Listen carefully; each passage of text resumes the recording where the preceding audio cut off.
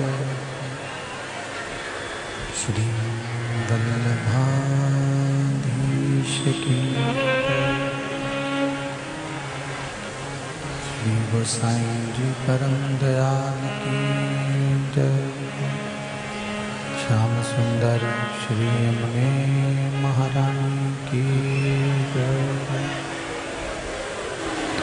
काशी विश्वनाथ भगवान की जय। गौरा महारानी की जय। श्री गणेश जी महाराज की जय। सरस्वती मात की जय। खेड़पति सरकार की जय। कुबरेश्वर महादेव की जय। गढ़किलाश भगवान की जय। बालाजी सरकार की जय। संत सद्गुरुदेव गौ माता की चिंता संतान हंतार यत्पदानुजनम तनीजचारण प्रणमामि यदनुगुरुतो दन्तुवा सर्वदुःखातिगो भवे तमं सर्वदा वन्दे श्रीमद्वल्लभनन्दनम् अज्ञानतिमिरागास ज्ञानजयशलाकया चक्षुरुन्मीलितेन तस्मै श्रीगुरवे नमः। नमामि हृदये शेषे लीलाचरद्देशाय लक्ष्मी सहस्रनाम्नि सर्वमानं कलानिधिं चतुर्विश्व श्रीजायते योऽसो पंचदा हृदय नमः। बोल विश्वनाथ भगवान की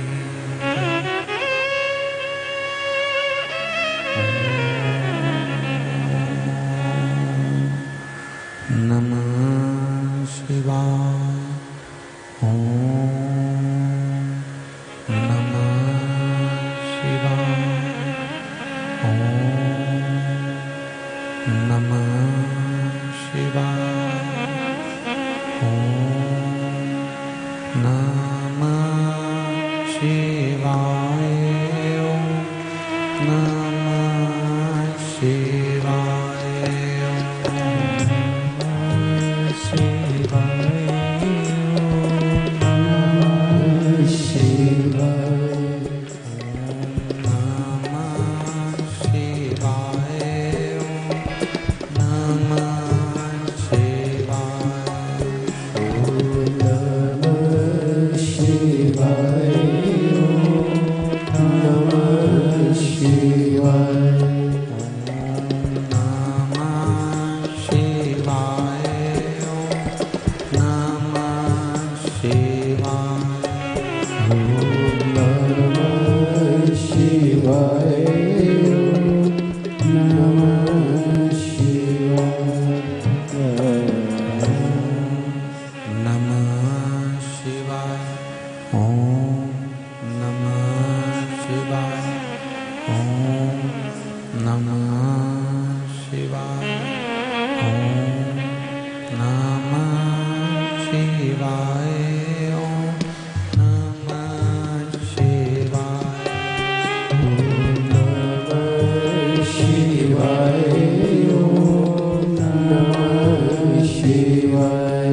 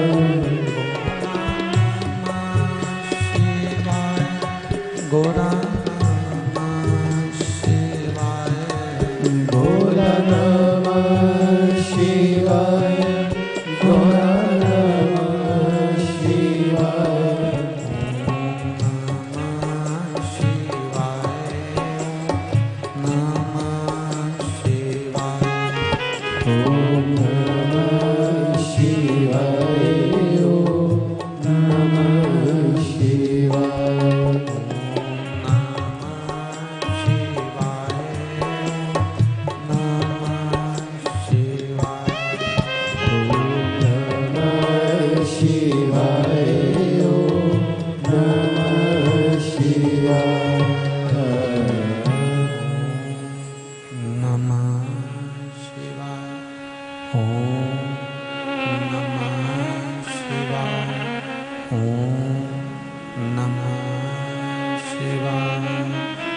विश्वनाथ भगवान की हर हर महादेव, हर हर महादेव, हर हर महादेव हर। काशी विश्वनाथ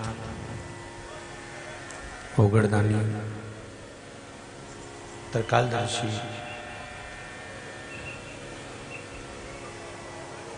कैलाशी अविनाशी भगवान शिव, जिनकी पुनित पावन शिव महापुराण की कथा बाबा देवाधिदेव महादेव की कृपा से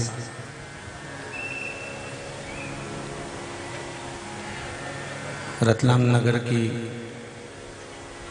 ये पावन पुण्यमय धरा पर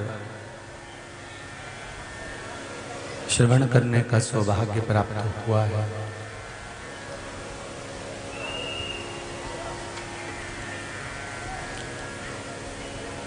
स्वर्गीय श्री अरविंद जी पाटीदार की स्मृति में श्रीमती कल्याणी जी, श्री रविंद्र जी पाटीदार इंदौर, श्रीमती शकुंतला, श्री नारायण जी पाटीदार नागदा द्वारा भगवान देवाधिदेव महादेव की ये पावन कथा आप और हमको श्रवण करने का सौभाग्य प्राप्त हुआ है।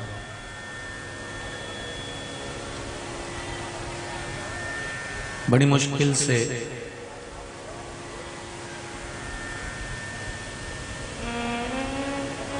सत्कर्म करने का समय हमें मिल पाता है,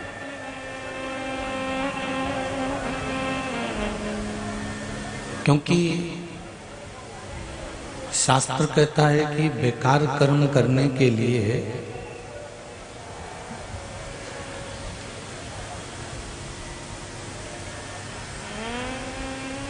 कोई आपको रोकने वाला नहीं है। पर जब सत्कर्म करने की बारी आती है, कुछ अच्छा करने के लिए आगे बढ़ते हो, तो दुनिया के लोग आपको रोकने का प्रयास करते हैं।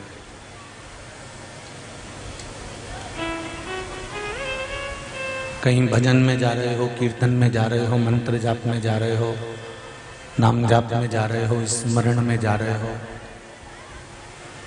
कहीं आप अच्छे कर्म के लिए अगर जाएंगे तो बीच में कोई ना कोई आपको रोकेगा जरूर।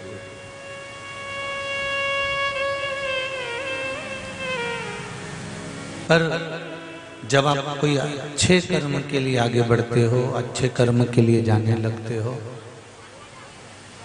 दुनिया भले तुमको रोके, मना नहीं है, पर ये पक्का है कि आप जब अच्छे कर्म की ओर बढ़ते हो तो आपके जो पूर्वज होते हैं, आपके जो पितृ होते हैं, आपके घर के जो बुजुर्ग होते हैं, वो जैसे ही आप अच्छे कर्म की ओर बढ़ते हो तो वो आशीर्वाद देना प्रारंभ कर देते हैं और मार्ग प्रशस्त करते हैं।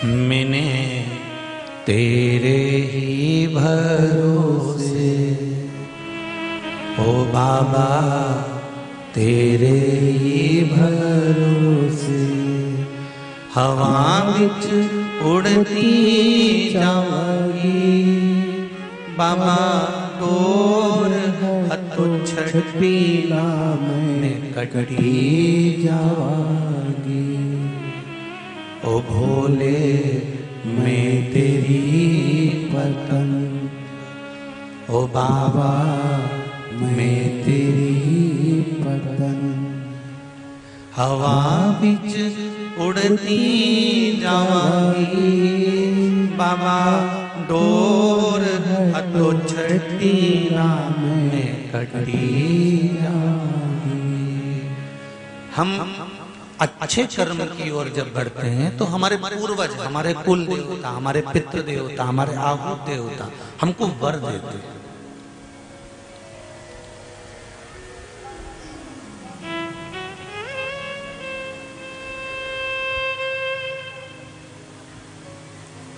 अपने अपने कुल देवी देवता का स्मरण प्रत्येक मनुष्य को करना चाहिए।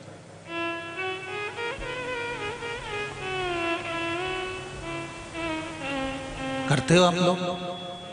अपने अपने कुल देवी देवता को याद करते हो कि नहीं करते हो? करते हो। और शिव पुराण कहती है कि मान लो, स्कंद पुराण कहती है, शिव पुराण कहती है कि अगर कुल देवी देवता का नाम तुम्हें नहीं मालूम, स्थान नहीं मालूम, या तुम उनको नहीं जानते कि वो कहाँ हैं, हमारा कुल देव कौन है, हमारी कुल देवी कौन है, तो घबराना नहीं है। फिर शंकर और पार्वती को अपना कुल देवी देवता मान लेना चाहिए। शिव और पार्वती जब कुछ भी नहीं था,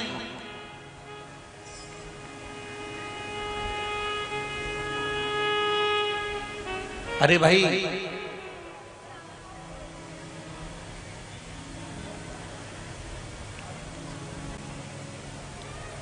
त्रेता आया तब मेरे राम जी आए।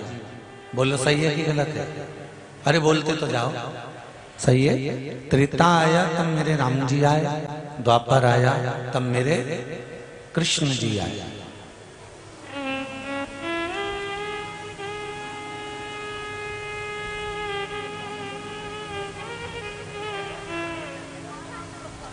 पर कई लोगों ने कहा गुरुजी आप हमेशा सनातन धर्म की बात करते हो, सनातनियों की बात करते हो।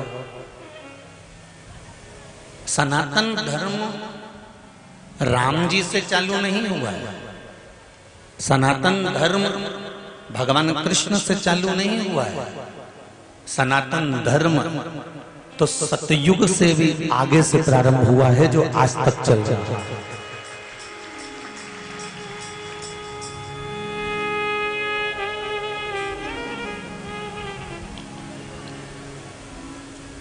ना जाने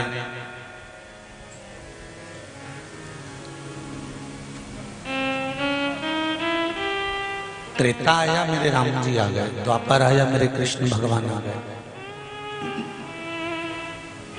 पर मेरा शंभु, मेरा शंकर, मेरे शिव, मेरे ओघड़दानी, ये आपने राम जी का रामायण पढ़ी होगी या रामचरितमानस का दर्शन करा होगा कि लंका पर मेरे राम जी चढ़ाई कर रहे हैं तो शंकर भगवान की पूजन कर रहे हैं। भगवान कृष्ण के यहाँ जब संतान नहीं हुई तो वो भगवान शंकर की पूजन कर रहे हैं। मतलब त्रेता से भी पहले मेरा शिव है। अब सत्ययुग आ गया। सत्ययुग में माता पार्वती जी शंकर जी की आराधना कर रही है, मतलब शिव इससे भी पहले गए।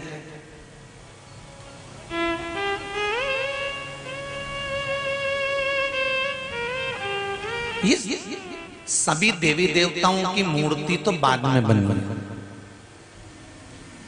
सबसे पहले तो जो ब्रह्मा और भगवान विष्णु ने जो घर्षण कर कर और घिस कर अग्नि का जो शिवलिंग प्रकट करा था, एक प्रतिबिंब प्रकट करा था, मृत्यु लोक में सारी मूर्तियां देवताओं की बाद में बनी। सबसे पहले अगर इस पृथ्वी पर कोई मूर्ति होती थी तो वो केवल शिवलिंग होता था, इसके सिवा कुछ नहीं,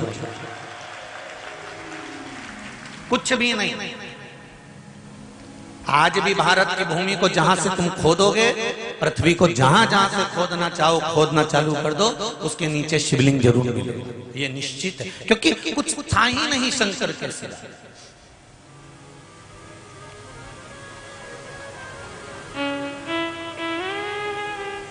चंदन है इस देश की माटी, तपोभूमि हर ग्राम है, हर बाला देवी की प्रतिमा, बच्चा बच्चा राम है। जिसके सैनिक समर भूमि पर गाया करते गीता हैं, उसी माटी के हल्के नीचे खेली करती सीता है। ये वो साधारण सी भूमि नहीं है। हम आपसे एक बात जरूर कहना चाहेंगे, तुम योग करो ना करो, योग जानते हो ना? अरे बोलो तो समझ, जानते हो ना? तुम योग करो चाहे मत करो, पर एक बात इस व्यासपीठ से कहना चाहूंगा कि सनातनियों का सहयोग जरूर करो। योग से मतलब नहीं, सहयोग से मतलब। जब सनातन धर्म की बात आ जाए और सनातन धर्म जब सम्मुख में आकर खड़ा हो जाए और उस पर जब विरोध दिखने लगे, तब छाती ठोक कर कहना कि मैं झांसी की रानी हूं और मैं अहिल्याबाई हूं, मैं कोई साधारण नहीं हूं।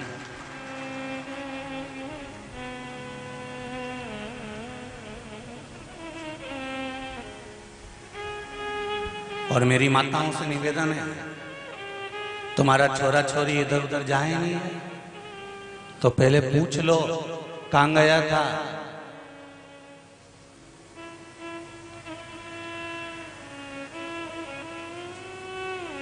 सत्कर्म की ओर बढ़े।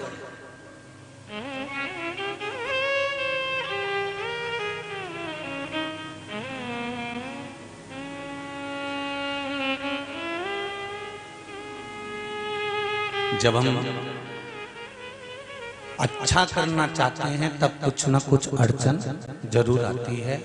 बुरा कर्म करने जाओगे कोई अड़चन नहीं आएगी, तुम झूठ बोले जाओ बोले जाओ बोले जाओ, कोई नहीं मना करेगा तुमको। तुम बेईमानी करे जाओ कोई मना नहीं करेगा। तुम कहीं जाकर वेश्यावृत्ति कर रहे हो, जुआ खेल रहे हो, मांसाहार कर रहे हो, मदिरा पान कर रहे हो, गलत काम कर रहे हो, किसी के साथ धोखा कर रहे हो, किसी के साथ छल कर रहे हो, कोई तुम्हें नहीं समझाएगा कि मत कर। पर जब तुम अच्छा काम करने लगो, शंकर जी के मंदिर जाने लगो, शिव जी का त्रिपुंड माथे पे लगाने लगो, चंदन लगाने लगो, भस्मी लगाने लगो, या तुम गले में रुद्राक्ष की माला पहनने लगो, या हाथ में तुम रुद्राक्ष धारण करने लगो, या तुम्हारा मन पड़े तो तुम बेलपत्री उठाकर उसको खाने लगो, तो तुम्हारे जितने दोस्त मिलेंगे, जितनी सहेलियां मिलेंगी ना, ये तुमको टॉर्चर करती रहेंगी। लो ये भी आ गई सीवर वाली महाराज की भक्तन। ये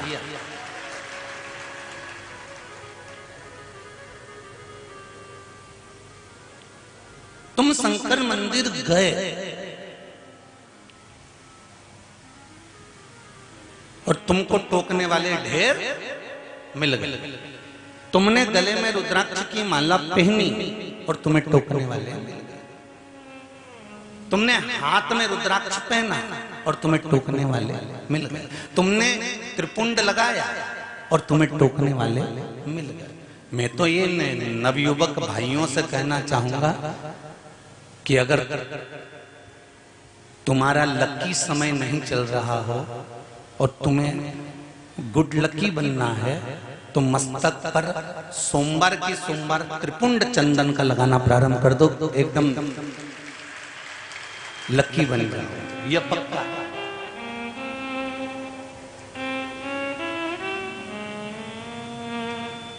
तो कहेंगे दोस्त लोग, इससे ज्यादा क्या होगा।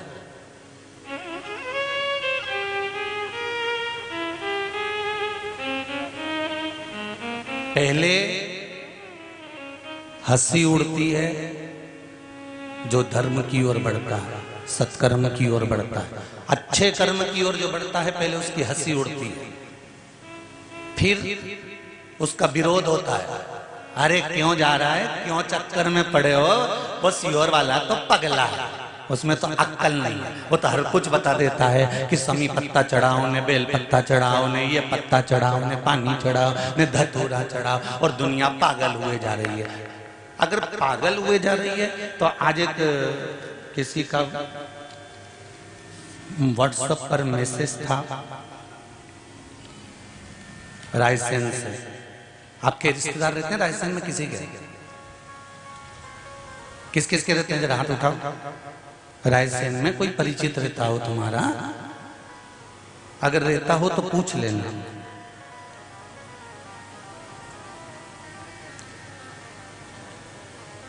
वहां पर मुकेश जी रजक है, रजक समाज से हैं, भोला टेंट हाउस है उनका। उनकी धर्मपत्नी है रजनी।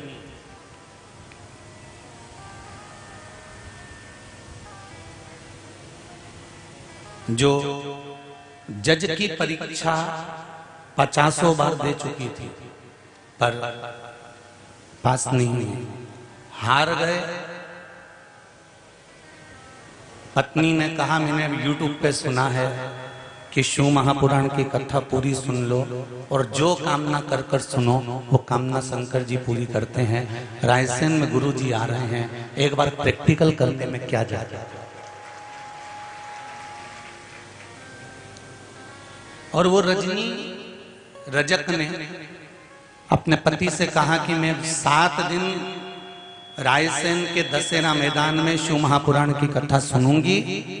मैंने सुना है यूट्यूब पे कि पंडाल में बैठकर या टीवी के सामने या मोबाइल पर भी अगर दिल लगाकर 3 घंटे कथा सुन ली जाए शिव महापुराण की तो मनोकामना 3 महीने में पूरी हो जाती है। तो हम भी तो प्रैक्टिकल करें। जज की परीक्षा दे रही थी, उसने 7 दिन शिव महापुराण की कथा पंडाल में रायसेन के दशहरा मैदान में श्रवण करी। अभी दशहरा मैदान की कथा को ज्यादा समय नहीं हुआ है। उसमें पशुपति व्रत का व्याख्यान वर्णन करा, तो उसने नियम ले लिया कि मुझे पशुपति व्रत करना है। और उस बेटी ने व्हाट्सएप पर लिख कर भेजा है, फोटो भी डाला है कि गुरुजी मेरा 4था व्रत पूर्ण हुआ और मैं जज की परीक्षा में पास हो गई हूं। मैं सिविल जज बन गई हूं, मेरी सिविल जज की परीक्षा में मैं उत्तीर्ण हो गई। ये शिव कृपा।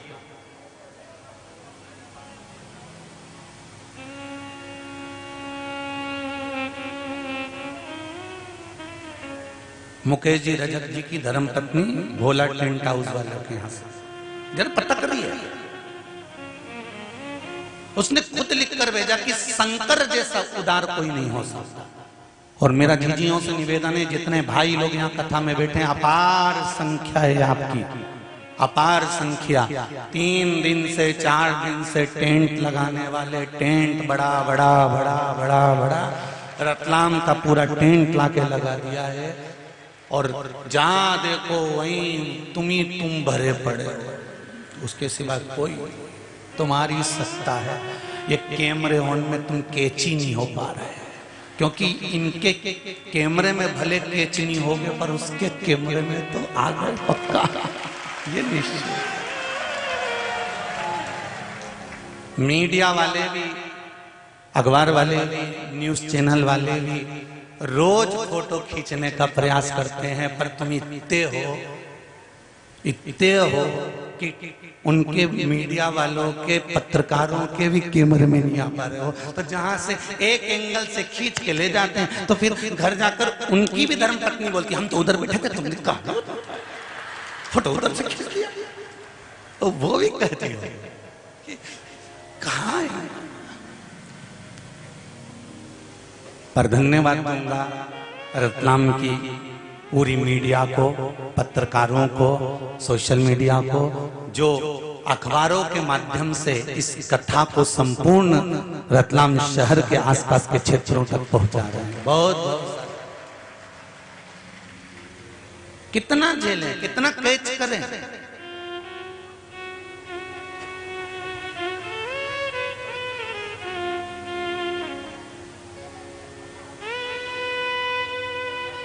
आपकी भक्ति बड़ी प्रबल है, पर एक निवेदन जरूर करूंगा कि भक्ति में दिखावा मत करना।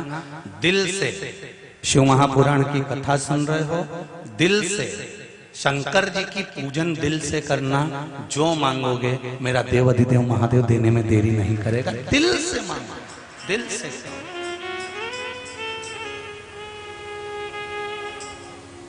पर तुम्हारी भक्ति के चक्कर में टेंशन हमको हो जाता है।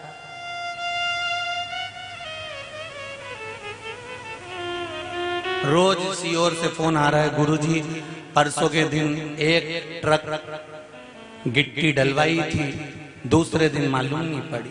हमने कहा कहाँ गई? कि माताएं आती हैं, आप ही ने कहा कंकर संकर सब ले जाती है। बड़ी परेशान।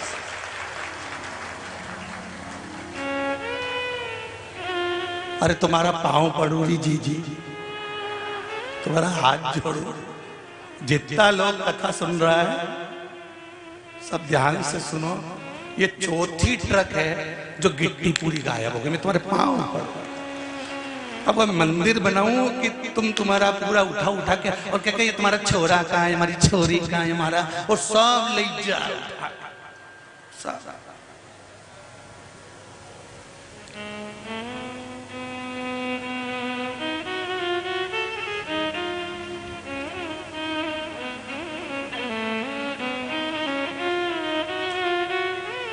करो सत्संग, करो भजन। हमने ये कहा है कि कंकर संकर है, मतलब शिव हर जगह पर विराजमान है। लता में, पत्र में, पशु में, पक्षी में, जलचर में, थलचर में, वायुचर में। और शंकर केवल कंकर में ही नहीं, जब आपका जन्म हुआ था आप भी एक पिंड थे, शिवलिंग की तरह एक पिंड की तरह थे। और पिंड होने के बाद जब आपका जन्म हुआ तो शिव रूपी श्वास आपके शरीर को दी गई। और शिव रूपी श्वास जब आपके शरीर को दी गई, जब आदमी जब तक चल रहा है तब तक ये शरीर है। शिव रूपी श्वास जब तक इस शरीर के अंदर चल रही है तब तक ये शरीर है। और जिस दिन शिव रूपी श्वास निकल जाती है ये केवल शव बन जाता है, इसके बाद ये शरीर नहीं रहता। तो ये श्वास ही शिव है, इसको हमें पहचानना है। तुम्हारे दरवाजे पर तुम जिस परिवार में रहते हो, कुटुंब में रहते हो, नाते रिश्तों में रहते हो, तुम्हारे देवर जेठों के साथ रहते हो, तुम्हारे सास ससुर के साथ रहते हो, तुम उनको समझो कि शंकर के रूप में ये हमारा परिवार मिला हुआ है। हमें घर में जो भोजन बनाना है वो किसी दूसरे के लिए नहीं बनाना, हमें जो भोजन बनाना है हमें शंकर के लिए बनाना है। जो खाएगा वो शिव ही तो है।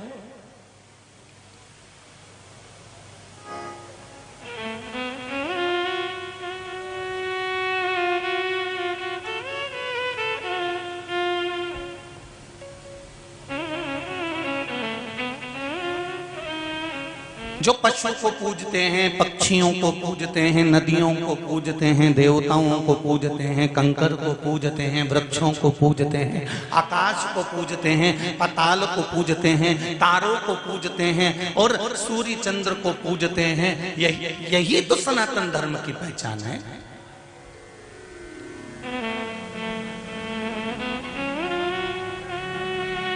महाराज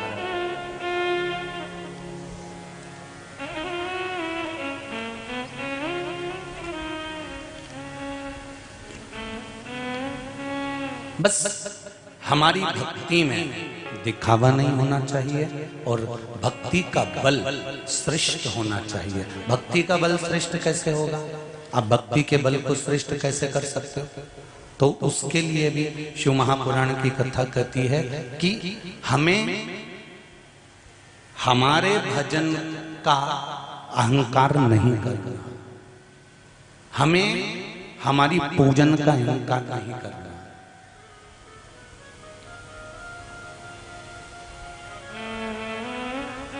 भक्ति का बल बढ़ जाएगा अपने आप। हम जब पूजन करते करते, भजन करते करते, स्मरण करते करते, दान करते करते, सत्कर्म करते करते जब हम अपना खुद का बखान करने लगते हैं कि मैं जो पूजन करता हूं मेरे बराबर कोई नहीं कर सकता, मैं जो स्मरण करती हूं मेरे बराबर कोई नहीं कर सकता, तो फिर कहीं ना कहीं हमारा भक्ति का जो बल है वो घट जाता है।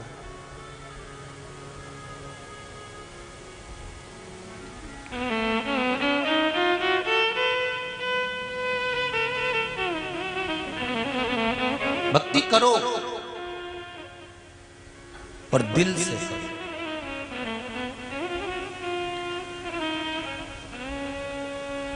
आप भी करो। कल कथा कह रही थी चांगुणा की कि अपने बेटे को भजन का बल दिया, एक फल शिवजी को दिया, वही फल उसने खाया तो वो फल का बाल बांका नहीं हो पाया। बाद में बेटा दौड़ कर आया और उसने भी भोजन करा।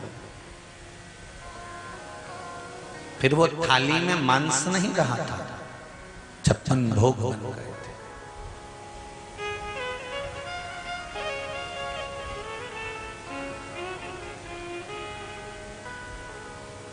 अपने बच्चों को जंगल का शेर बनाओ, पिंजरे का नहीं। पिंजरे के शेर में और जंगल के शेर में एक अंतर होता है। जब गवर्नमेंट ने, सरकार ने, भारत की सरकार ने जब जादूगरों के पास में, सर्कस वालों के पास में खबर करी, सुनो कोई भी सर्कस वाला अपने सर्कस में जानवर नहीं रखेगा, शेर नहीं रखेगा। तो सर्कस वालों ने पूछा कि इन शेरों का क्या करें जो हैं हमारे पास में? तो कहा इनको जंगल में छोड़वा। वन विभाग वालों को बुलाया गया, उनके गले में कोई सिम लगाकर जंगल में छोड़ा गया। जंगल में जब छोड़ा, सर्कस के शेरों को जंगल में जब वो घूमने लगे, 5 कुत्तों ने शेर को देख लिया और वो 5 कुत्ते शेर को घेर लिए और शेर को निपटा दिया।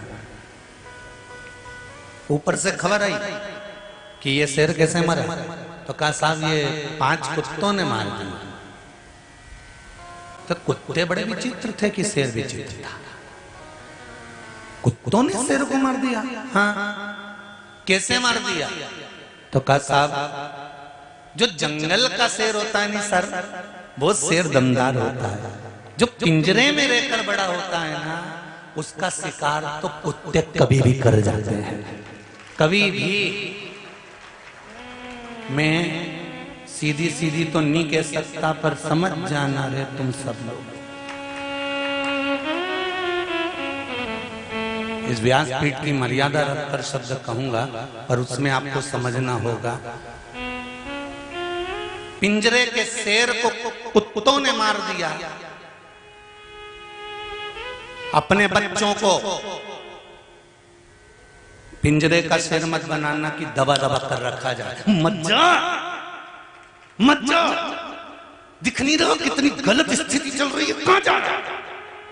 और दबा, और दबा दे, और दबा दे, और डुकरिया तू निपटी और 5 कुत्ते इसको निपटा जाएंगे। इसलिए सनातन धर्म कह रहा है शेर बनो, और वो भी जंगल के।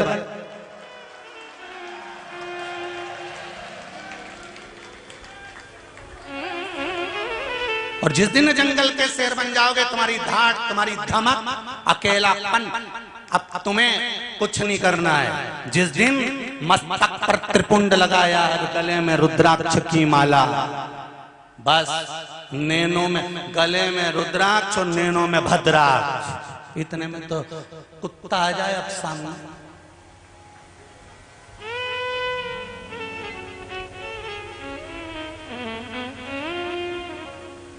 आ जाए,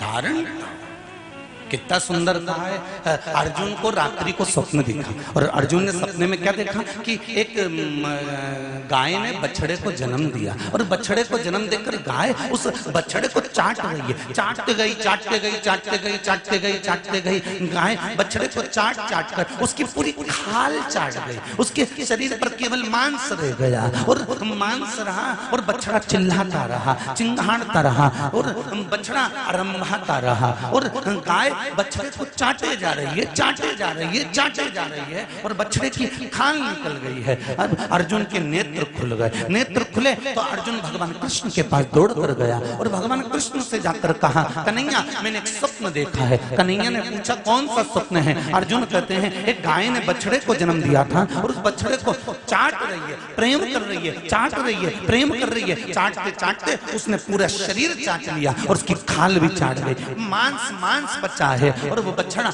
मरने की कतार पर आ गया है। क्या ये क्या है? भगवान कृष्ण कहते हैं अर्जुन ये स्वप्न नहीं है, ये कलयुग का दर्शन हो रहा है। कलयुग में माता पिता अपने बच्चे को जन्म देंगे, इतना प्रेम जताएंगे, इतना लाड़ जताएंगे, इतना प्रेम, खाना नहीं खाए तो मोबाइल पकड़ा देंगे। माँ दिन भर उसको पीछे दौड़ दौड़ के खिलाएगी, मारा छोरा मारा छोरा मारा छोरा। और जब बच्चा रोए तो उसको गोदी में खिलाएगी। वो जो कहेगा माँ को करना पड़ेगा, वो जो कहेगा बाप को करना पड़ेगा। माँ मुझे 500 रुपए चाहिए, 1000 निकाल कर देगी। माँ मुझे ऐसे कपड़े चाहिए, माँ कपड़े सिलवा कर देगी। माँ मैं इस दुकान से कपड़े नहीं लूंगा, उस दुकान पर जाऊंगा, मैं इंदौर जाऊं ने रत्लम जाऊं मैं बस।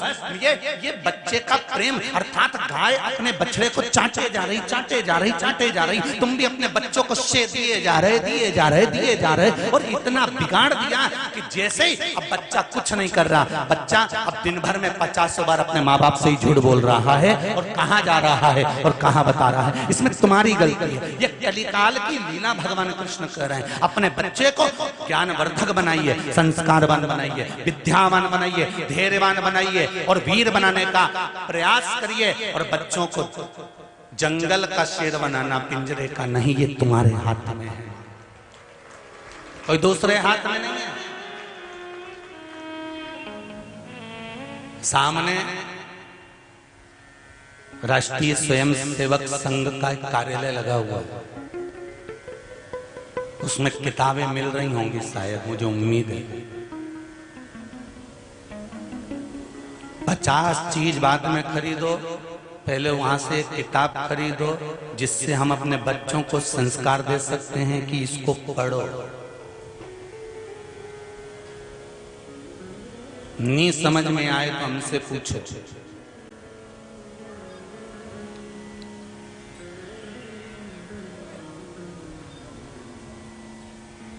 अपने एसी का कमरा नहीं छूटता, हैंडसेट नहीं छूटता।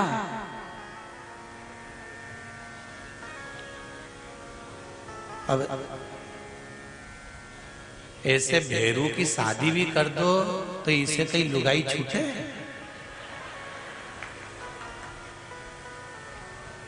ससुराल भी जाएंगे वो मायका, तो ये तुरंत तू अभी कहीं करेगी जाके, तू कहीं करे। तो बस जाऊं, हमारे यहाँ भी कार्यक्रम है तो मैं 1-2 दिन रह के आ जाऊंगी। ये तो तैयारी कर, मेरी बेटे जी लगा जा, तू गई मैं पहुंचा। और माता पिता कह रहे घर में रहे, जिन दिन से शादी हुई उस दिन से हमसे अच्छे से ही नहीं बात कर रही है। ये आदत किसने डाली है? आपने अपने उसको संस्कार नहीं दे पाए। बहुत जरूरी है। बच्चों को कार मत दिलाओ, संस्कार दिलाओ। कार दिलाओगे तो बच्चे बेच कर खा जाएंगे, संस्कार दिलाओगे तो कारों की लाइन लगा देंगे तुम्हारे पुत्र, तुम्हारी पुत्री। ये पीछे नहीं हटने वाले। केवल तुम्हारा विश्वास, तुम्हारी भक्ति, तुम्हारी श्रद्धा।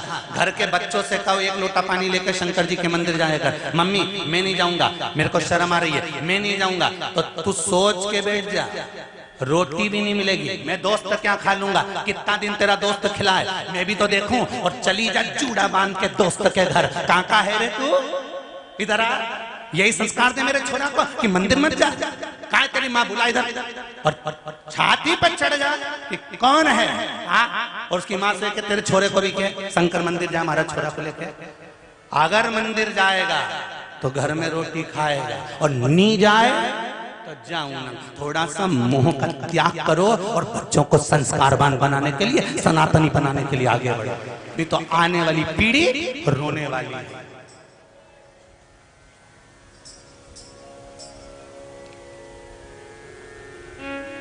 पति दुकान से आए, तुम्हें मालूम है इतनी बजे दुकान से आएगा, मोबाइल में कथा लगा दो शिव महापुराण की।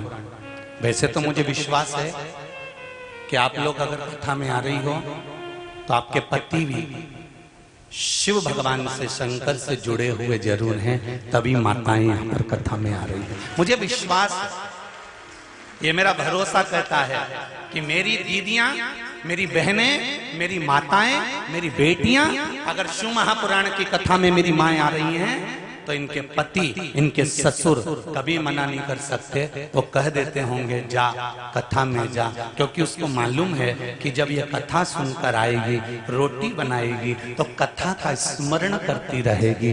भोजन जो बनेगा उस भोजन में कथा का रस आ जाएगा, जो खाएगा उसके भीतर शिव पुराण पहुंच जाएगी और उसका भी उद्धार हो जाएगा। तो मना नहीं कर सकते, मैं नहीं मान सकता कि कोई मना करे। मना तो केवल तुम्हारे बेस्ट फ्रेंड और ये जो किटी वाली होती है ना, स्माइल प्लीज, बस ये कभी कभी मना कर सकती है। अरे मोबाइल बंद करना, दिख नहीं रहा सब किटी में बैठी हैं। मेरी किटी की बहनों से निवेदन है, किटी पार्टी भी रखना है तो 1 बजे से 4 बजे तक क्यों रखना, 4 बजे के बाद रखना, हम कथा सुनेंगे। और किटी में जाओ, चाहे मीटिंग में जाओ, चाहे पार्टी में जाओ, सबसे पहले अगर वहां बैठे हो तो थोड़ी देर राम नाम, कृष्ण नाम, शिव नाम का जाप होना चाहिए, उसके बाद किटी पार्टी प्रारंभ होना चाहिए, नहीं तो नहीं जा।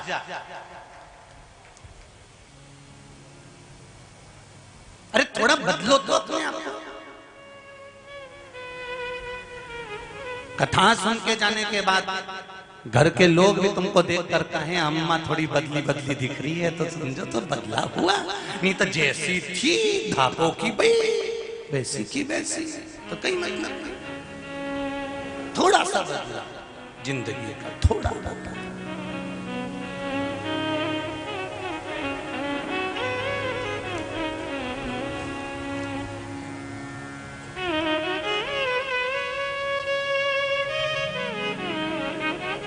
उसके भरोसे कर रहा हूं, उसके भरोसे।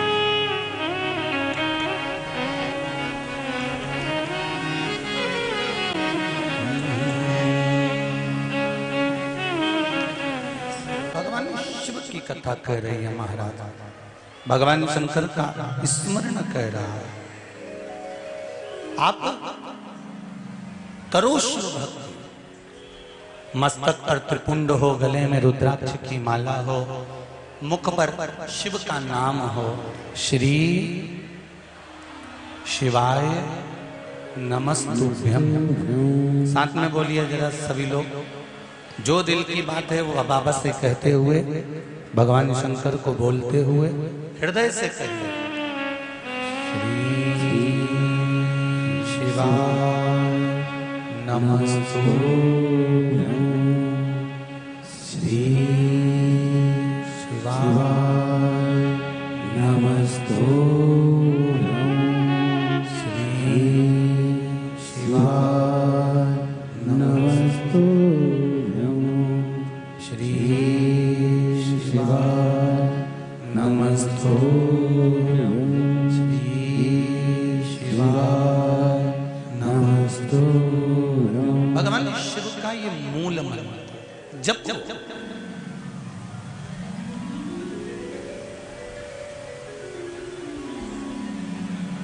चित्तवृत्ति में, भगवान की अविरल भक्ति में जो सुख है वो सुख कहीं एक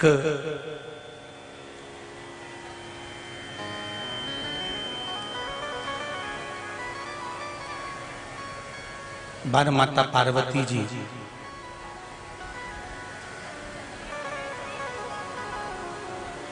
तप साधना में बैठी हुई,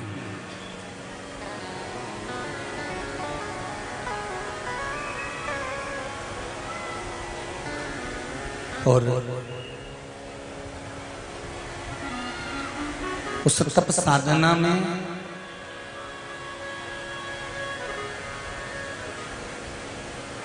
विघ्न डालने के लिए तारकासुर आया।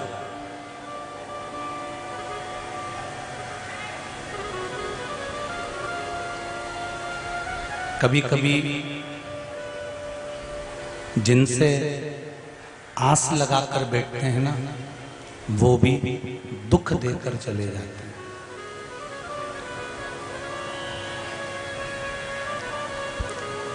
कभी कभी जिन पर विश्वास कर कर बैठते हैं, वो भी दुख देकर चले जाते हैं। पर शिव महापुराण की कथा कहती है,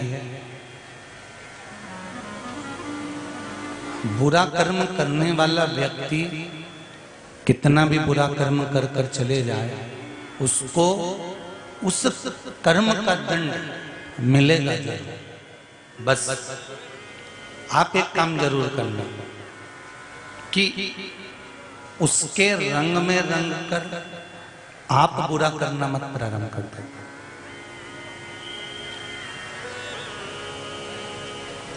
एक संत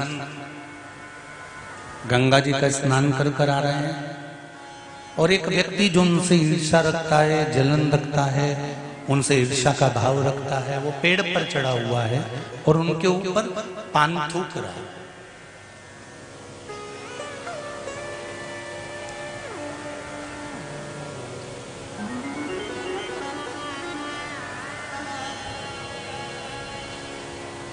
संत वापिस चले गए, फिर स्नान कर कर आ गए, इसने फिर थूका।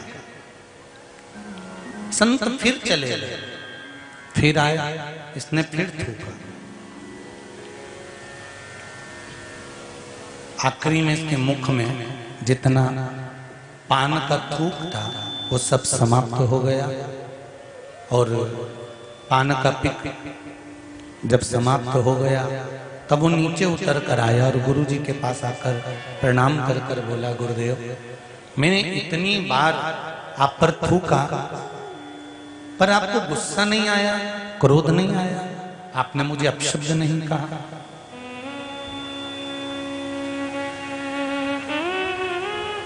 गुरु जी बोले,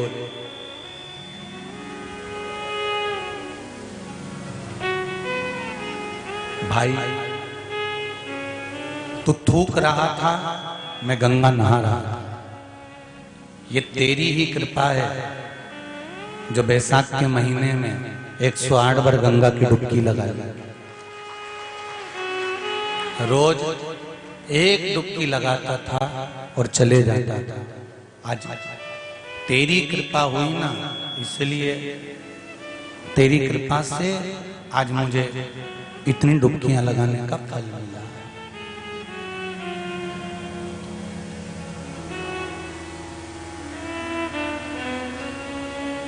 सामने वाला गलत करे, करने दो।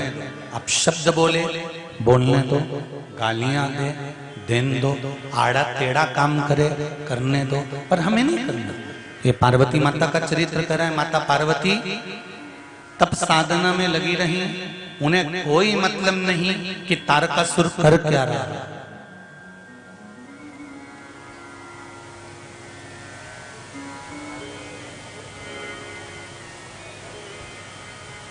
गुरु जैसे अपना कर्म करता,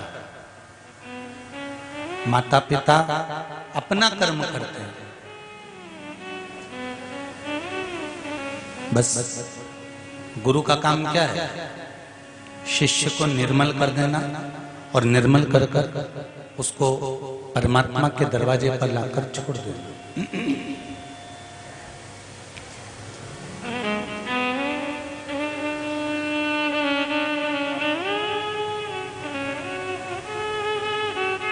धोबी को देखा है तुम लोगों ने? धोबी, उसके कपड़े से कोई लड़ाई है क्या? धोबी की कपड़े से कोई उसकी परेशानी है क्या? कपड़े से कोई उसका विवाद है क्या? अरे बोलो तो जम के। नहीं है, नहीं। जब उसके कपड़े से लड़ाई नहीं है, विवाद नहीं है, परेशानी नहीं है, फिर वो कपड़े को तक क्यों रगड़ता है? कपड़े को ले जाएगा गर्म पानी में, उसको उकालेगा, डालेगा, फिर घाट पे ले जाके जो कूट पत्थर पे, और बच जाएगा तो मोगरी से कूट, मोगरी से बच जाएगा तो ब्रश से रगड़ने के बाद में फिर पानी में पच्छी, फिर पच्छी, फिर पच्छी, फिर धूप में डाल दिया 2-3 घंटे के लिए, कड़क की धूप उसमें पटक दिया, फिर वापिस लाया, प्रेस गरम करी और गरम प्रेस के ऊपर धर के और उसका सारा सल मिटा दिया, और सल मिटा के घड़ी करके फिर उसको ले जाके सेठ जी के यहाँ वापिस दे दिया। अब धोबी की कपड़े से कोई लड़ाई है क्या? अरे बोलो तो जम के, नहीं है।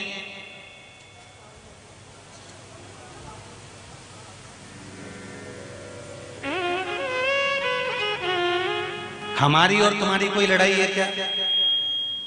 अरे बोलो तो जम के, नहीं होए तो बता दो जीजी हो, हमने तुम्हारा कहीं बिगाड़ा हो? समिति वालों, जजमान, और बिगाड़ा भी हो तो तुम हमारा क्या बिगाड़ लो?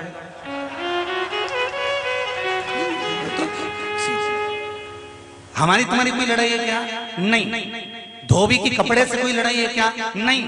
उसके बाद भी धोबी गर्म पानी में डालकर, उकाल कर, उसको कूट कर, उसको रगड़ कर, उसको ले जाकर धूप में पटक कर, फिर गर्म प्रेस फेर कर आखिरी में सेठ जी को ले जाकर देता है। उसी तरह एक वक्ता, एक कथाकार, एक गुरु, एक सदगुरु होता है जो अपने शिष्यों को डुबो कर कथा के उस रस तत्व में पूरा क्लीन कर आखिरी में तप साधना से जोड़कर उसको ले जाकर उस परमात्मा रूपी सेठ के हवाले कर देता है कि ये कपड़ा ठीक। न गुरु की चेले से कोई निंदा है, न चेले की गुरु से कोई निंदा है।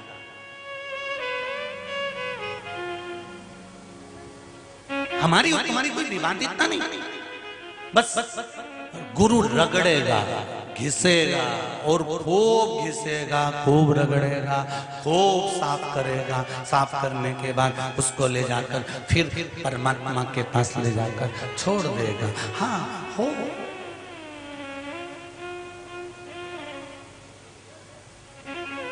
धोबी कपड़े को साफ करने की कुछ भेंट लेता है, गुरु भी कपड़ा साफ करने की भेंट लेता है।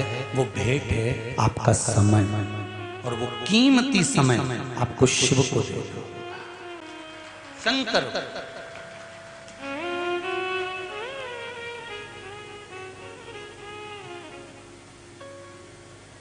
कीमती समय है।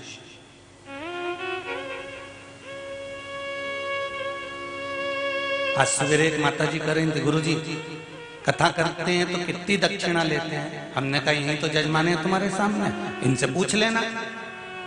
50 लाख दिए कि 20 लाख दिए कि 10 लाख दिए कि 40 लाख दिए कि 25 लाख दिए कि 30 लाख दिए कि 1 करोड़ दिए, कितने दिए? जजमान से पूछना तो बताएगा। और रायसेन कथा कर आए उन जजमान से पूछना, हाले कोसा करके आए उनसे पूछ लो, हरिद्वार करके आए उनसे पूछ लो, दूसरे यहाँ बैठे हैं सूरत वाले 4 कथा करवा चुके, इनसे पूछ लो कि सियोर वाला महाराज कितना लेता है।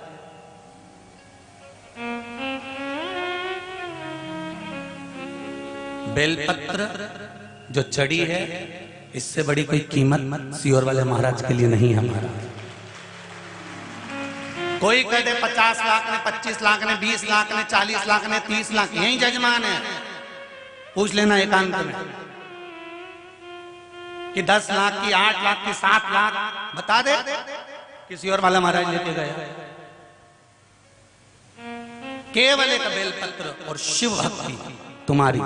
हाँ इतना जरूर कहूंगा कि जो आते हैं उनके बैठने की व्यवस्था और माइक कथा की व्यवस्था ये जरूरी है, और पानी की व्यवस्था जरूरी है, जिससे कोई को तकलीफ ना हो। ये जरूर करो, भजन करो, कीर्तन करो, स्मरण करो। गुरु वो धोबी है जो रगड़ेगा, कूटेगा, पीसेगा, सब कुछ करेगा और आपको क्लीन कर देगा, आपको साफ।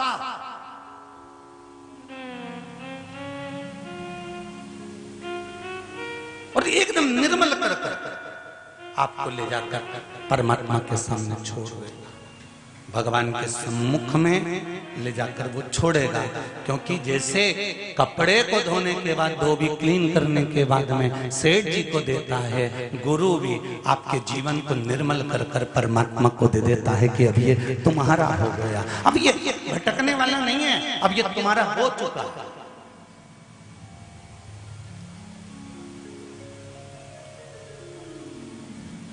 और इसमें जो निर्मलता का भाव है, अब ये दूसरी बार फिर कहीं गड़बड़ हो जाएगा, फिर धोना पड़ेगा, फिर गड़बड़ हो जाएगा, फिर धोना पड़ेगा। तो ये लोग कहें कि कथा एक बार सुन ली तो बार बार सुनने की जरूरत नहीं है, बोलो सही है कि गलत है? कई लोग तुम्हें अकल देंगे, बार बार क्यों सुनते रहते हो, दिन भर टीवी खोल के बैठे रहते हो, मोबाइल पे दिन भर कथा सुनते रहते हो। अरे जरा विचार तो करो,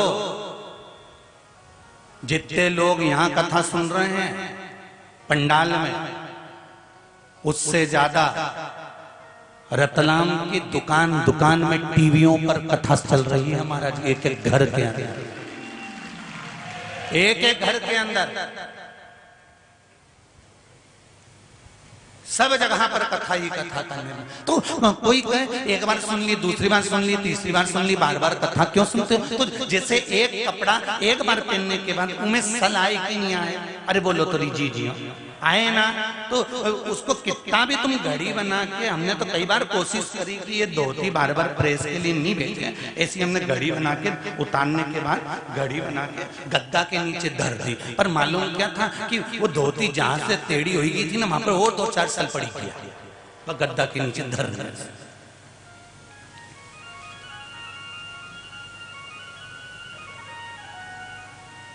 जितनी बार कपड़े पहनोगे उतनी बार सल होंगे, जितनी बार संसार सागर में भटकोगे उतने जिंदगी में सल होते चले जाते हैं। और वो सल कोई गुरु, धोबी, शिष्य, कपड़ा, साबुन, सिरजनहार, सत्संग शिला पर धोइए निक से रंग अपार। बस गुरु किसी धोबी के समान होगा जो धोकर साफ कर देगा एकदम क्लीन। तुम्हारे घर में इलायची है? किकी के घर में सब क्या? आज जाके इलायची को उठा के सूंघना, ठीक है? सूंघने के बाद वापिस रखना और उसको ओकली में डाल लेना, बस खलबत्ता में। और वो के बाद उसे दोचना या बेलन चकोटी पे उके पीसना, फिर सूंघना। दोनों में खुशबू सबसे ज्यादा कब आएगी? अरे बोलो जब के जब वो उठ जाएगी, पिस जाएगी, उसकी खुशबू बढ़ती चली जाएगी। बस इंसान भी ऐसा ही है। संसार की ओखली में उसका जन्म हुआ है, परिवार के मूसल से वो कूटा जा रहा है। समाज के लोग, परिवार के लोग, कुटुंब के लोग उसको कूटते हैं और दुनिया के लोग कहते हैं हम बड़े दुखी हो गए, दुखी हो गए। दुखी नहीं हुए हो, इलायची को जितना पीसा जाता है वो उतनी खुशबू देती है। संसार में आने के बाद जितना दुख झेलोगे उतनी जीवन की प्रसन्नता होगी। आपकी खुशबू आप खुद बढ़ा सकते हो। आपकी खुशबू कब बढ़ेगी? जब आप दुख झेलना चालू कर दोगे। जरा जरा सी देर में बहू उनके देती हम तो बड़े दुखी हो गए, हम तो मर जाए तो अच्छा, तो मरो जाओ। आजकल तो फैशन चल रहा है मरने का, उसमें कौन सी दिक्कत है?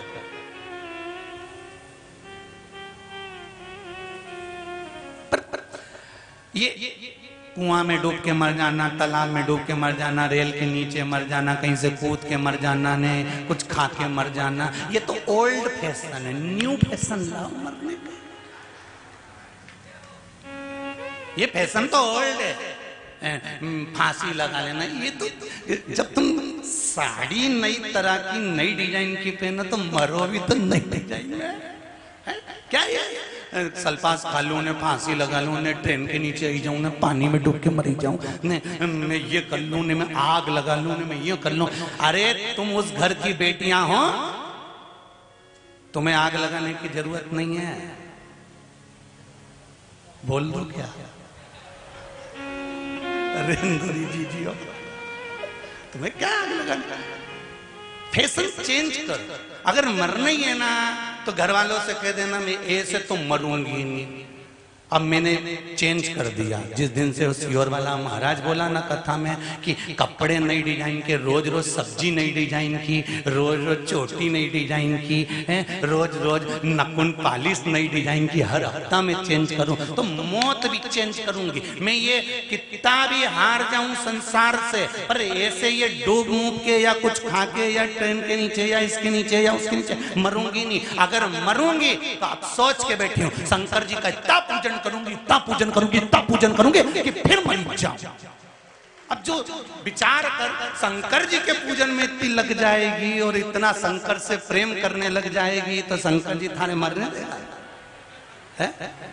जिसको जो प्रेम करता है उसका मोबाइल खो जाता है तो जो प्रेम करने वाला होता है ना वो कहता तू घबराए काहे को, नया दिला दूं थारे, तू काहे को चिंता कर। मैं तो कल कथा में गई थी ना, हमारा मोबाइल खो गया। तो काय को चिंता करे, कल तेरे पास नया पहुंच जाएगा। कौन लाएगा? तू चिंता क्यों करे, मैं तो बचा दूंगा थारे। तू कथा में निकलेगी ना जब थारा हाथ में हैंडसेट पकड़े बस। शंकर जी भी ऐसा है, एक बार मेरे भोलेनाथ से दिल लगा लो, एक बार मेरे शंकर से दिल लगा लिया और ऐसा दिल लगाओ, ऐसा दिल लगाओ, ऐसा दिल लगाओ जैसे नहीं बोलूं, जैसे पत्नी पति से, छोरी छोरा से, उस तरह का बेटी बाप से जैसे स्नेह करती है और बेटा माँ से स्नेह करता है, ऐसा दिल मेरे शंकर से लगा लो, फिर तुम्हारा खर्चा शंकर उठाएगा पक्का। जो दिल लगा लेते ना उसका खर्चा उसको उठाना ही नहीं पड़ता। चल अंगूठी चल, हैंडसेट चल, मोबाइल का बिल चल, अब भी डलाऊं 2 मिनट में। अब तुमने उससे दिल लगाया तो वो खर्चा उठाए, तो एक बार उससे दिल लगा कर तो देखो कि तुम्हारे पूरे परिवार का खर्चा वो उठाएगा। कौन? देव अधिदेव महा, उससे दिल लगा कर देखो एक बार। और जब दिल लगा लिया तो फिर क्या सोचना।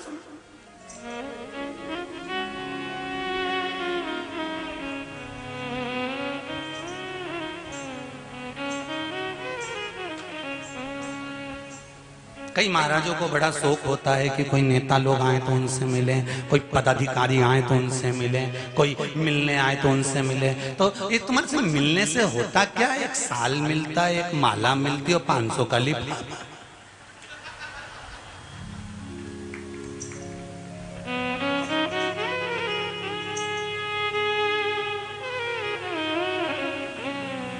सही है? तुमसे मिलने से मिलेगा क्या? एक माला, एक लिफाफा 500 का, और साल कई करूंगा साल और माला का। मरूंगा तब भी तो लोग पहनाएंगे। क्या करना साल और माला का? तुमसे मिलूं, जितना समय तुमको दूंगा, तुम 500 का लिफाफा और माला दोगे, उतना समय अगर मेरे महादेव को दूंगा तो वो ना जाने कितना निभा देगा।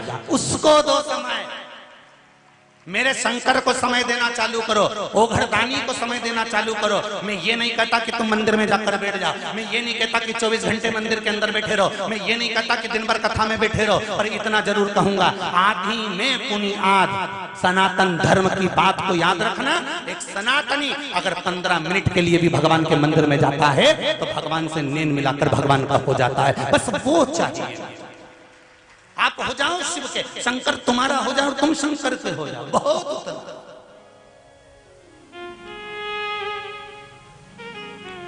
कूटेंगे पीसेंगे तब खुशबू आएगी इलायची। संसार के लोग जब आप शब्द कहेंगे, ताने देंगे, गाली देंगे, आड़ा टेढ़ा बोलेंगे, तब तुम्हारी खुशबू बढ़ेगी। ऐसे ही बढ़ जाएगी क्या? बहू को जब आप शब्द कहे जाते हैं ना, तब बहू निखरती है। और बहू को चाहिए कि मौन रहे, बोलना नहीं, साफ आड़ा टेढ़ा बोलेगी खूब आड़ा टेढ़ा बोलेगी। ये सास नहीं होती, रसोईया अच्छी वाली होती है, इलायची को पीसने का प्रयास करती है कि इसकी खुशबू बढ़े, और सास उसको पीसती है। इसमें उखल और ये मूसल का कोई काम नहीं। वो बोलेगी ना बोलने दो, आड़ा टेढ़ा बोलने वाला बोले, ताना देने वाला दे, और बोलने वाला बोलता रहे। आग लगे बस्ती में, अपन रेओ मस्ती में, और अब तो अपनी नई चीज लेके आओ।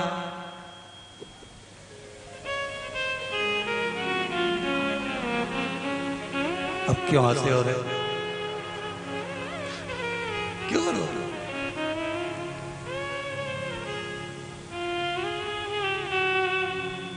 क्या किसको रोइए, रतलाम का सेव खाइए। कहाँ जाना अपने बोले से, तो वहां जाओ वहां जाओ वहां जाओ। कोई ये बोल रहा है, कोई वो बोल रहा है, कोई वो बोले। तुम्हें जितना जितना लोग आड़ा टेढ़ा बोले नहीं, तुमसे कहे कि मंदिर मत जाओ, ये क्यों मंदिर जाती है, क्या रखा है मंदिर में, उतनी जोरदार खजूर वाली चोटी बना बुनू के फिर जा। और जो तुम्हें मना करे ना, ऊ के दरवाजे से जा ले, और बिल्कुल, और 1 घंटा तक पेंसिल से लाइन खींच डब्बा भर अब जाऊंगा कहीं कहीं।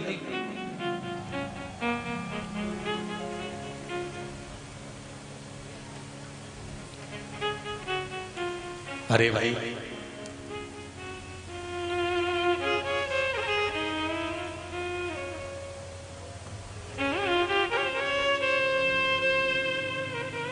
मीराबाई को कितने ताने दिए जाते थे, मीराबाई को कितना अपशब्द कहा जाता था, कितना आड़ा टेढ़ा बोलते थे, तो भी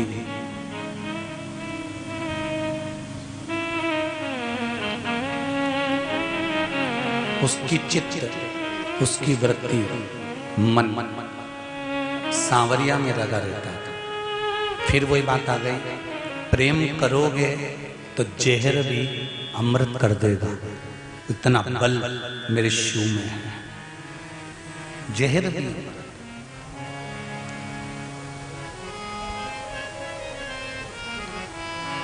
स्नेह का बल, प्रेम,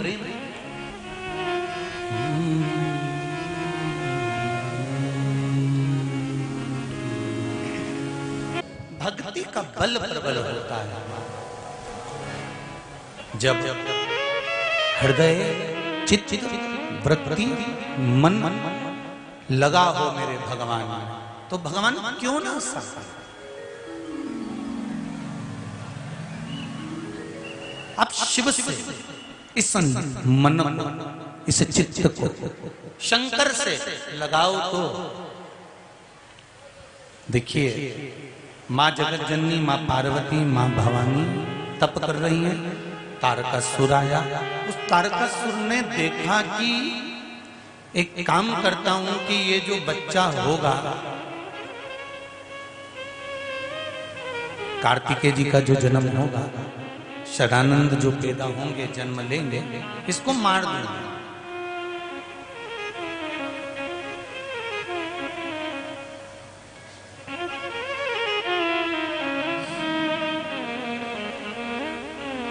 ध्यान देना जरा,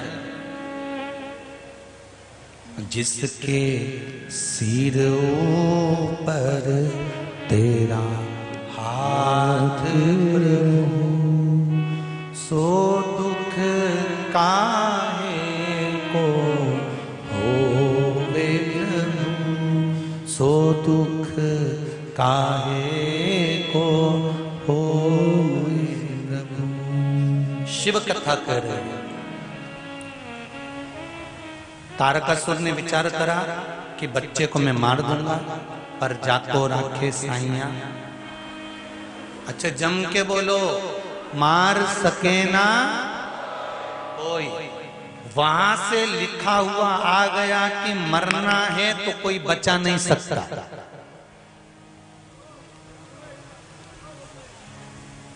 बचाने वाला एक हो सकता है, वो देवाधिदेव महादेव हो सकता है, उसके सिवाय कोई। अकाल मृत्यु वो मरे जो काम करे चंडाल का, काल उसका क्या बिगाड़े जो भक्त हो महाकाल का। चोंगे जैसा है शिव।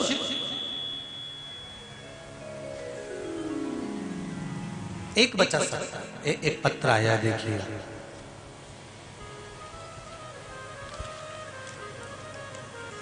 एक अन्वी नाम की बालिका है,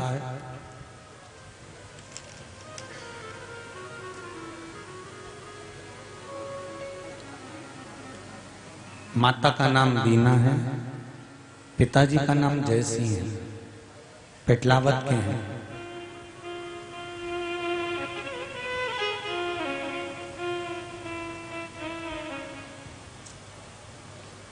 इसके सिर में 6 साल की ये बच्ची है, पानी भरा गया था। डॉक्टर ने कह दिया था कि ये बच्ची का बचना मुश्किल है, इसके ब्रेन में पानी भरा चुका है, या तो ये माइंड से बेकार हो जाएगी या शरीर इसका बस केवल पलंग पर पड़ा रहेगा। शायद इसका फोटो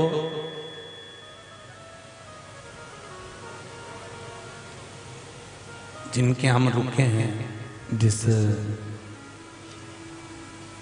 बंगले में, भवन में, उनने शायद टीवी चैनल वालों को भी दिखाया होगा। हो तो जरूर दिखाना, चैनल वालों के पास में अगर हो, आस्था वालों के पास। तो ये बच्ची के ब्रेन में पानी भरा गया था। डॉक्टर ने कह दिया था कि ये बच्ची बचेगी नहीं, अगर बच गई तो ये पलंग पर लाश की तरह पड़ी रहेगी। पर इसकी मां ने पशुपति व्रत करना प्रारंभ करा, और पशुपति व्रत के चलते ही मन में ये विचार कर लिया कि पशुपति व्रत करते करते ही बीच में ही ऑपरेशन कराना है और देखना है कि इसको शंकर जी सही करते हैं कि डॉक्टर सही करता है। अब ये विचार करना। अगर बच्ची का फोटो हो तो अवश्य दिखाएं। और जो डॉक्टर ने ऑपरेशन करना प्रारंभ करा, ब्रेन के पानी को उदर के माध्यम से नली डालकर निकालना प्रारंभ करा। शिव की कृपा क्या होती है कि इंदौर के डॉक्टर भी आश्चर्य में पड़े हुए हैं कि ये बच्ची को तो कोमा में चले जाना था, बॉडी पड़ी रहना थी, पर ये बच्ची वापस ठीक होकर अपने घर आ गई है। ये शिव की कृपा, ये शंकर की दया।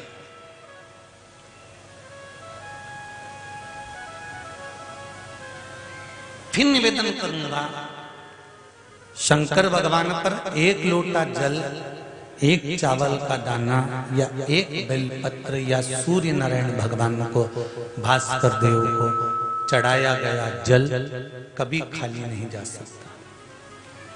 एक पत्र हो।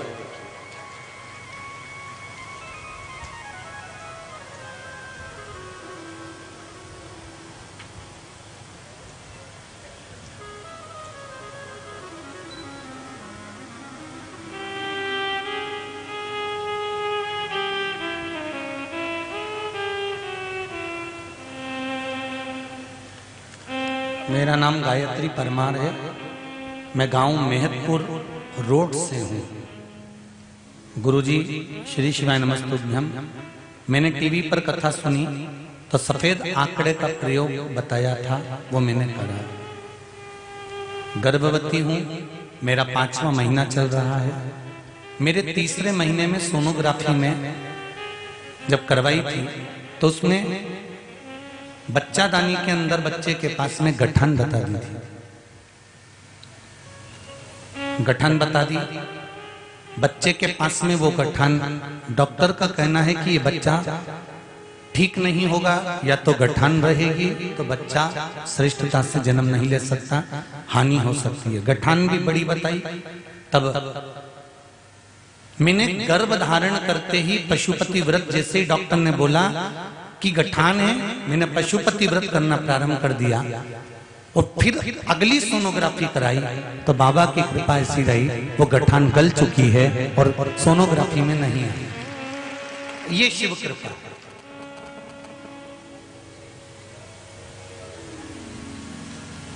एक पत्र और है बड़ा सुंदर, देखो। मेरी शादी को 24 साल हो गए थे।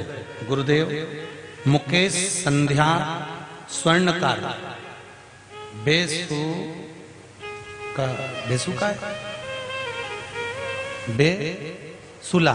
बेसुला से हैं। मुकेश संध्या स्वर्णकार बेसुला से हैं। मेरी शादी को 24 साल हो गए थे। 2 मेरी बालिकाएं थीं। लोग मुझे ताने देते थे कि बेटियां हैं, बेटियां हैं, बेटियां हैं। पुत्र नहीं, वंश कौन बढ़ाएगा, आगे कौन लेकर जाएगा। एक बार टीवी पर कथा श्रवण कर ली और उस कथा को सुनकर मैंने देवाधिदेव महादेव से प्रार्थना करी, अगर तू पक्का है और शंकर की कथा वो मिश्रा जी छाती ठोक ठोक के अगर शिव पोथी में बल है तो मेरे घर में 24 साल के बाद एक पुत्र हो जाए। और भगवान की कृपा से मेरे यहाँ 24 साल बाद एक पुत्र की प्राप्ति हो गई।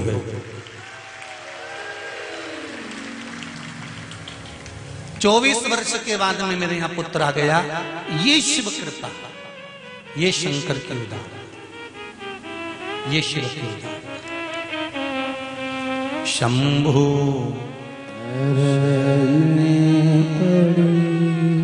मांगू घड़ी घड़ी दुख काटो दया करी निदर्शन आपो। जब तक शिव की कृपा नहीं होती, ऐसा फिर निवेदन करूंगा, ऐसा कौन ये पत्र भरे पड़े हैं जीजियों, पढ़ने की ही फुर्सत नहीं। कथा वाचे कि पत्र पढ़े ढेर। अभी तो इतने पढ़े हैं, ढेर लगे हुए पत्रों को, और केवल इन पत्रों में आपका विश्वास है। लोग कहते हैं शंकर भगवान है, हमने कहा ये सिग्नेचर करके भी गाया, देख लीजिए, ये शिव है, वो कृपा करता है।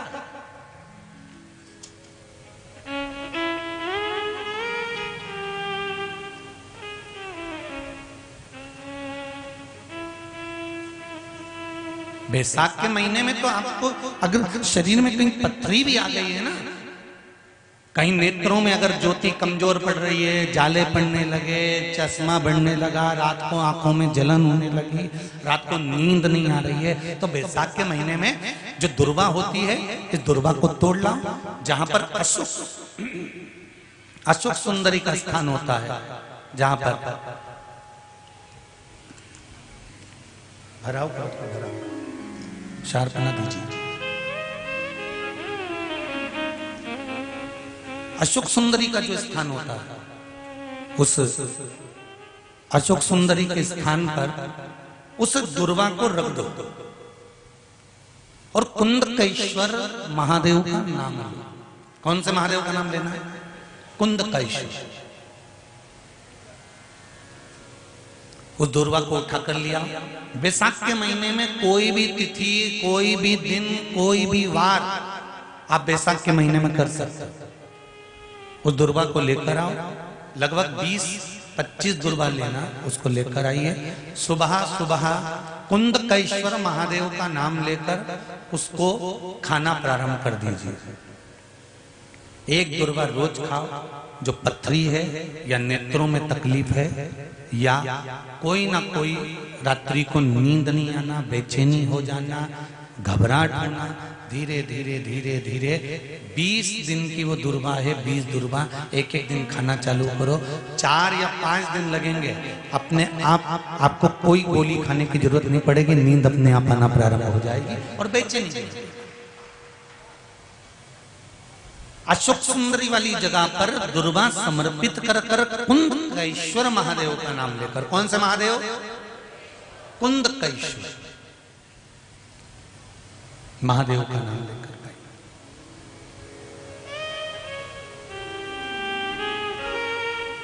शिव आराधना का मूल है जल। महाराज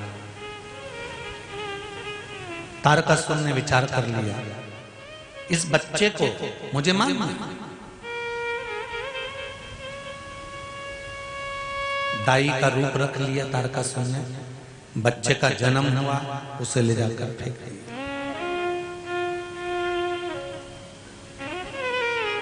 वो बच्चा गंगा जी ने पाल पोस कर बड़ा कर लिया।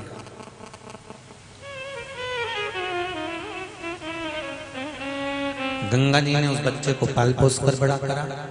एक दिन माता पार्वती को मालूम पड़ा कि जो मेरा पुत्र है, शिव की जो संतान है, शंकर भगवान का जो पुत्र है, वो गंगा जी के पास है।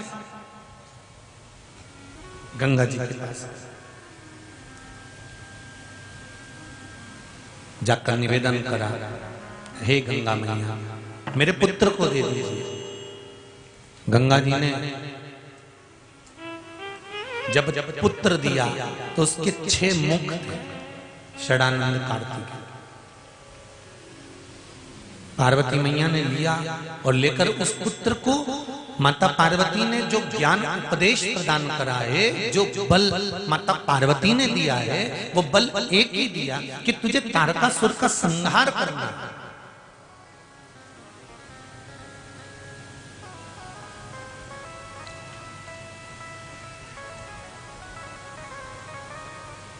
राम और परशुराम, ठीक है, दोनों के दर्शन करें कि नहीं करें आप लोगों ने? अरे बोलो जम के करें। एक भगवान विष्णु का एक अवतार है राम के रूप में, और भगवान विष्णु का दूसरा अवतार है परशुराम जी के रूप में। राम और परशुराम, मेरे राम भगवान और परशुराम भगवान में क्या अंतर है? बोलो जरा जम के बताओ जरा, क्या अंतर होगा राम जी में और परशुराम जी में? राम जी और परशुराम जी में सबसे बड़ा अंतर एक ही है कि राम जी महाराज पूरी जिंदगी भर प्रूफ पे प्रूफ करते रहे, और परशुराम जी प्रूफ करने की जगह फरसा उठा के निपटाते गए। त्रेता में राम जी की जरूरत थी प्रूफ करने की, कलयुग में राम जी जैसे प्रूफ करने की जरूरत नहीं है, केवल फरसा उठाना है और आगे बढ़ते जाना है, अपने आप प्रूफ हो जाएगा। राम और परशुराम जी में एक अंतर सबसे बड़ा है, राम जी महाराज ने सीता जी को लेकर आए, फिर प्रूफ करा, अग्नि परीक्षा हुई, प्रूफ करा, हर जगह पर मेरे राघव जी को, मेरे राम जी महाराज को, मेरे भगवान राम को प्रूफ करना पड़ा। पर कली काल में हमें राम जैसे प्रूफ करने की जरूरत ना पड़े।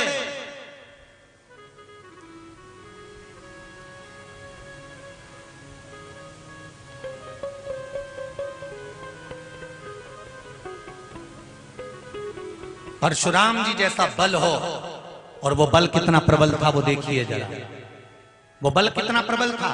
पिताजी ने कहा तेरी माता का सिर काट दे, और परशुराम भगवान ने सिर काट दिया। पिता प्रसन्न हो गए और परशुराम से कहा मैं बड़ा प्रसन्न हूं, तेरे भाइयों ने मेरी बात नहीं सुनी और तूने सुन लिया, अपने भाइयों का भी सिर काट दिया, माता का भी सिर काट दिया, अब मांग तुझे क्या चाहिए। परशुराम जी का बल देखिए कितना प्रबल था कि पिताजी अगर कुछ देना चाहते हो तो इनको माफ कर कर इनका सिर वापिस जोड़ दीजिए, ये बल है। अगर तोड़ना जानते हैं तो जोड़ना भी जानते हैं। अब उसको प्रूफ करने की जरूरत नहीं।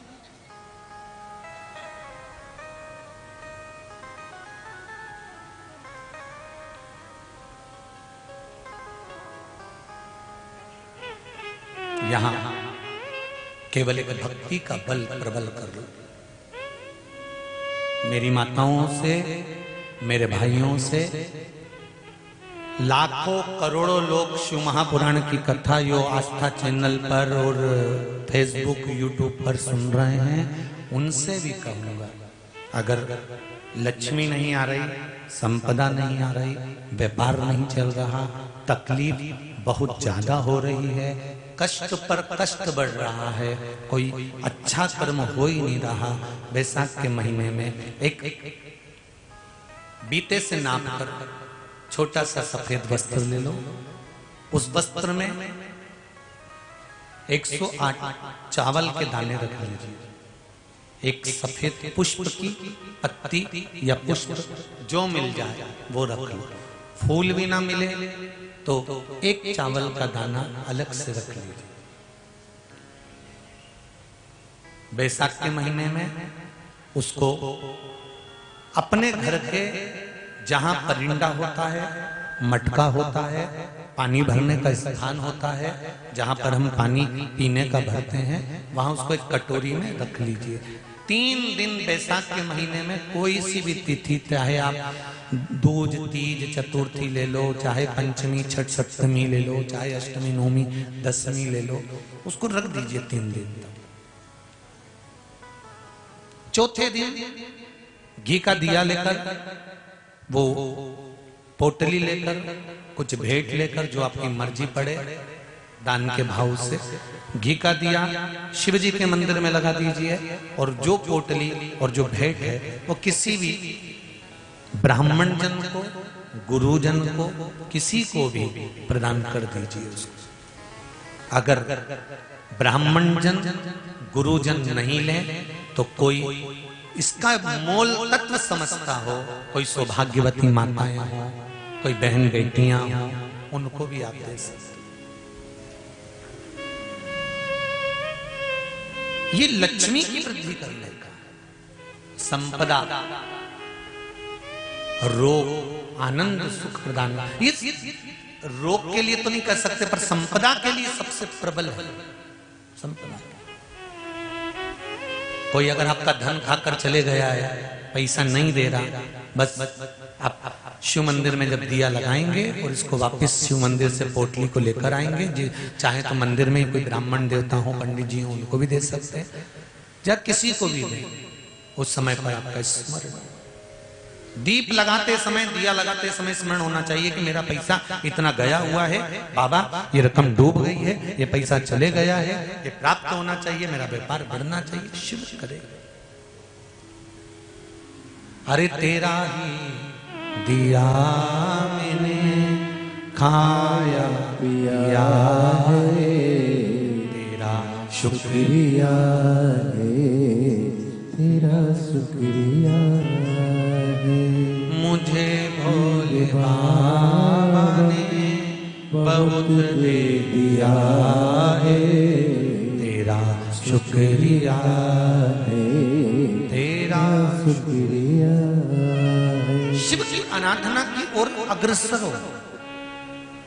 तारकासुर का संहार भगवान कार्तिकेय ने करा है, षडानंद ने करा है, और तारकासुर का संहार करने के लिए आगे बढ़े।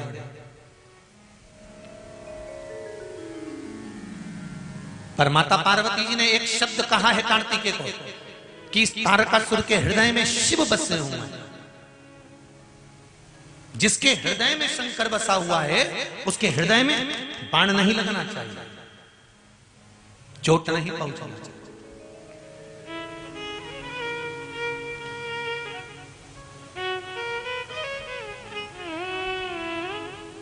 तारकासुर का संहार हुआ, पर हृदय में शंकर बसे थे, इसलिए षडानंद कार्तिकेय जी ने कोई बाण हृदय में नहीं मारा। कितना सुंदर बात माता पार्वती जी ने कही है कार्तिकेय को, षडानंद कार्तिकेय सुनो, मृत्यु लोक में रहने वाला मनुष्य चाहे कितना बड़ा भी पापी क्यों ना हो, अगर उसके हृदय में शंकर की भक्ति है तो वो दुनिया में कभी ठोकर नहीं खा सकता, वो शिव के द्वार पर जरूर आता। अगर शिव की भक्ति है तो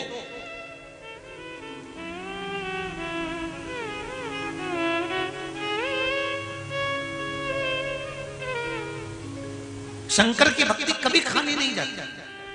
शंकर पर चढ़ाया गया एक लोटा जल, शंकर पर चढ़ाया गया एक चावल का दाना, शंकर भगवान पर समर्पित कर गई एक बेलपत्र, शंकर भगवान को दिया गया एक दाना अन्न का भी अगर तुमने शिव को समर्पित करा है तो वो खाली नहीं जा सकता।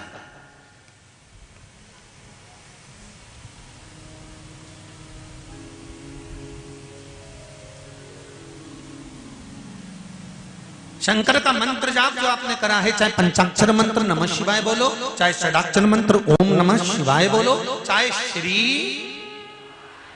शिवाय नमस्तुभ्यम बोलो। बोलो जरा जन के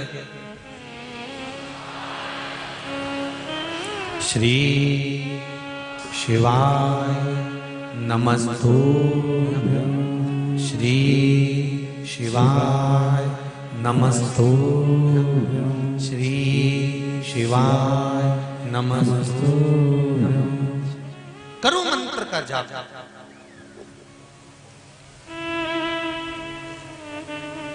एक बार भी अगर मंत्र का स्मरण किया वो खाली नहीं जा सकता।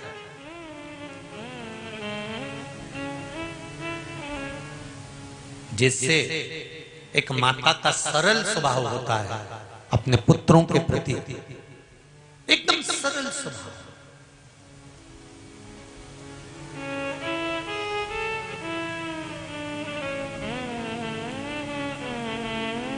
वैसा ही परमात्मा का एकदम सरल स्वभाव होता है।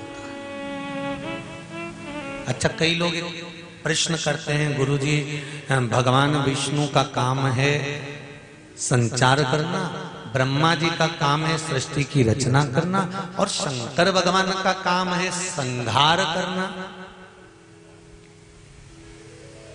दुनिया के लोग भगवान शंकर को संहार का देवता कहते हैं कि शिवजी तो रुद्र हैं, शंकर भगवान तो क्रोध है, भगवान शंकर तो संहार के देवता हैं। चलो ठीक है, अगर शंकर भगवान संहार के देवता हैं तो एक माता का स्वभाव भी तो देखो। माता का स्वभाव कैसा होता है?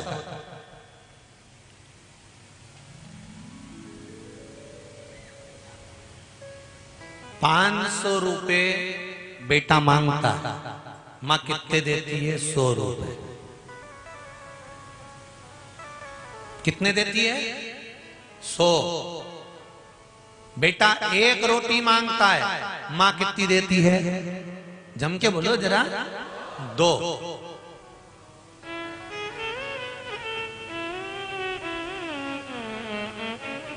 रुपए कितने देगी? 500 के 100।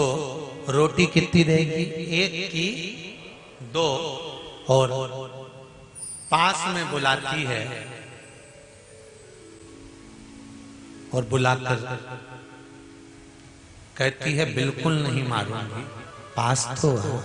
और जैसे ही हाथ लग जाता है कूट देती है। ऐसी मां होती है। क्या कहती है? नहीं मारूंगी। आ रहा है, नहीं मारूंगी बोल दिया ना जब मैंने। छोरा, ए भानु प्रताप,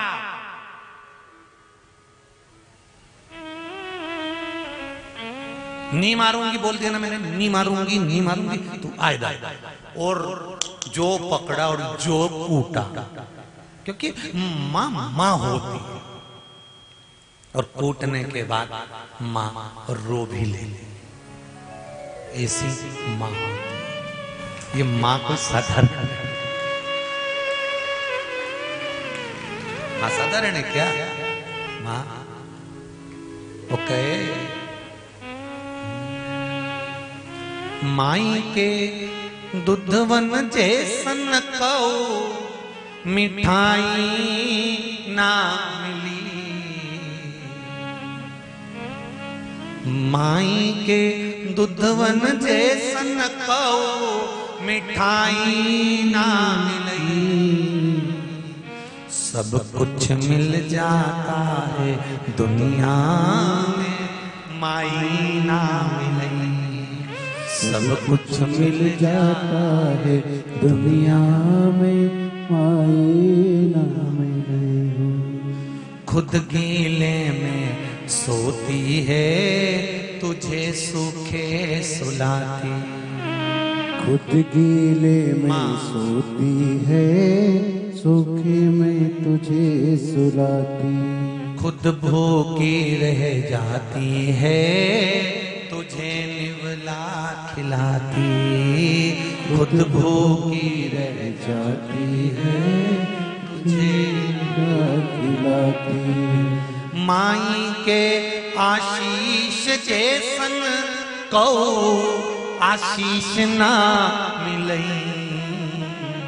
सब कुछ मिल जाता है दुनिया में माई ना मिलई। सब कुछ मिल जाता है दुनिया में माई ना मिलई। एक बेटी से पूछा जाए कि उसका माँ का जीवन क्या है, एक बेटे से पूछा जाए माता का जीवन क्या है। और ध्यान देना महाराज,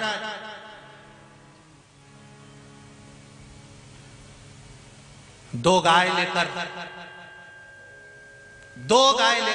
अकबर के राज्य में एक ब्राह्मण देवता पहुंच गया। और अकबर अपने आप को बहुत बड़ा विद्वान समझता था। अकबर अपने आप को बहुत बड़ा विद्वान, अपने आप को बड़ा विद्वान समझता था कि मेरे बराबर कोई होशियार नहीं होगा, मेरे बराबर कोई विद्वान नहीं होगा, मेरे बराबर कोई विद्वत्ता नहीं धारण करता होगा। ये सोच होती है व्यक्ति की कि मैं इतना विद्वान हूं।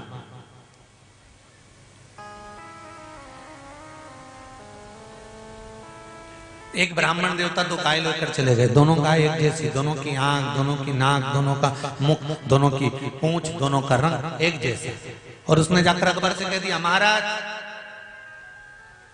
ये मेरे पास दो गाय हैं, इसमें एक गाय माँ है, एक गाय बेटी है। आप बताओ कौन सी माँ है, कौन सी बेटी है, जल्दी बताओ।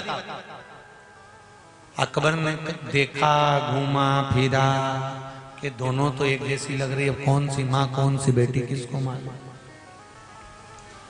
अकबर से नहीं हुआ कोई काम, बीरबल को बुलाया। बीरबल, ये दो माँ हैं, दो गाय आई, इसमें कौन सी माता है और कौन सी बेटी है, जरा देखो, जरा बताओ। बीरबल ने कहा मैं कुछ करता हूं। और बीरबल अंदर गया और दो तगाड़ी में गुड़ लेकर आया। और दो तगाड़ी गुड़ बीरबल ने दोनों गायों के सामने रख दिए। गाय खाने लगी। गाय जैसे गुड़ खाने लगी तो एक गाय जल्दी जल्दी गुड़ खा गई। और गुड़ खाने के बाद उसने तगाड़ी को पूरा चाट लिया। फिर तगाड़ी को छोड़कर वो दूसरी तगाड़ी में मुंह मारने लगी। जब दूसरी तगाड़ी में मुंह मारने लगी तो दूसरी गाय थी, उसने धक्का दिया पर ये नहीं हटी। फिर इसने धक्का दिया, ये फिर नहीं हटी। तो जो गाय पहले से खा रही थी वो हट गई, और जो गाय वहां खाकर आई थी वो खाना चालू कर दी। इतने में बीरबल ने कहा, महाराज ये जो पास में खड़ी है ना, अपनी तगाड़ी छोड़कर ये माँ है, और जो खा रही है ये बेटी है। क्योंकि केवल एक माँ ऐसी होती है जो गाली देने के बाद भी अपने बच्चों को दुआ ही देती है, वो माँ होती है, उसके बराबर कोई नहीं।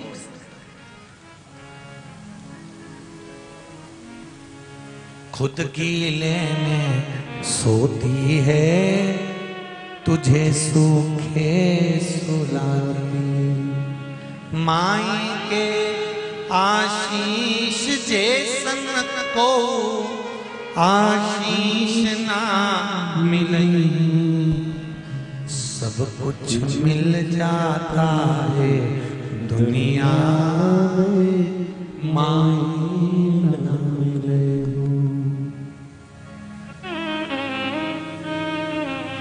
बहुत कठिन है।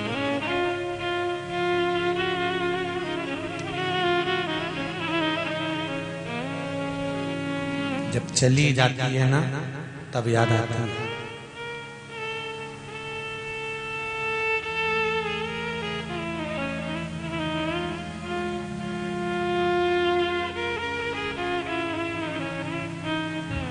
बेटी चली गई, मायके बेटी कब तक आती है?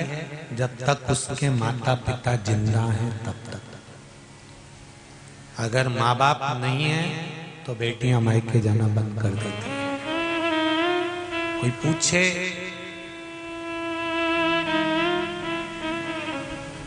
बेटी माता और पिता की प्रीत है।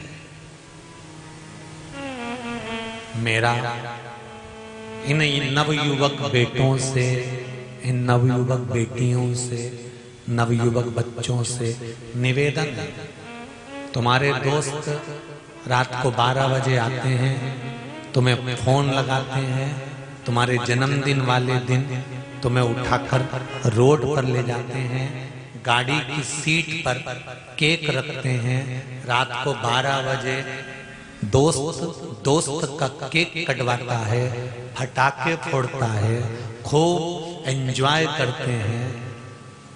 पर उन दोस्तों से निवेदन है, अगर तुम सच्चे दोस्त हो, चोटे नहीं हो, ईमानदारी के अगर दोस्त हो, तो रात को 12 बजे जब दोस्त को लेकर बाहर जा रहे हो तो तुम्हें शर्म आना चाहिए कि जिस माँ बाप ने जन्म दिया वो घर के अंदर पड़े हैं और उसकी औलाद को ले जाकर केक रोड पे कटवा रहे हो। क्या वो लवारिस पैदा हुआ था रोड? लोग कहते महाराज जी आप केक काटने का विरोध करा करो। हम नहीं करते विरोध, तुम तो खूब काटो दादा, कौन मना करेगा तुम्हें काटने के लिए? हम मना भी कर देंगे तो तुम कहीं मानो? जबरदस्ती के केक अपना मुंडा खराब करना। पर निवेदन है केक काटो, खूब काटो, मना नहीं है, पर कहां काटना है? जिस माँ बाप ने जन्म दिया उस माँ बाप को पहले सामने खड़ा करो और उस माँ बाप को खड़ा कर कर उसकी औलाद का फिर केक काटो, तो माँ बाप का भी दिल खुश होगा। वो लावारिस पैदा नहीं हुआ है। रोड पर, चौराहे पर, गलियों में, रोड के ऊपर, गाड़ी पर उसका केक कटता है जिसका कोई नहीं होता। जो लवारिस पैदा हुआ अनाथालय में जो पड़ा है उसका केक रोड पर कटता है। जिसके माँ बाप जिंदा हैं उसका केक कभी रोड पर नहीं कट सकता। और मेरा राजनेताओं से भी निवेदन है, बड़े बड़े नेताओं से, तुम्हारा जन्मदिन का केक जब रोड पे कटता है तो दिल दुखता है सीवर वाले महाराज का कि तुम घर में हो, तुम्हारे माँ बाप हैं, तुम्हारे ऊपर छत्र छाया है, तो तुम्हारा रोड पर केक नहीं कटना चाहिए। कहीं छत लग जाए, टेंट लग जाए, मंदिर हो, देवालय हो, गौशाला हो, अनाथालय हो, और केक काटकर मुंडे पे मर देना। अरे उस 200 रुपए का 500 रुपए के केक को उठाकर मुंडे पे मर देना या चेहरे पर लगा देना, पटक देना, जमीन पर पड़ा रहता है। उस केक को काटने के बाद संभाल कर रख लो, सुबेरे जब जाओ कहीं गरीब दिख जाए, उसके छोरा छोरी एक रोटी के लिए तरसते हैं, उनको काट कर दे दीजिए, उसमें सुख का अनुभव।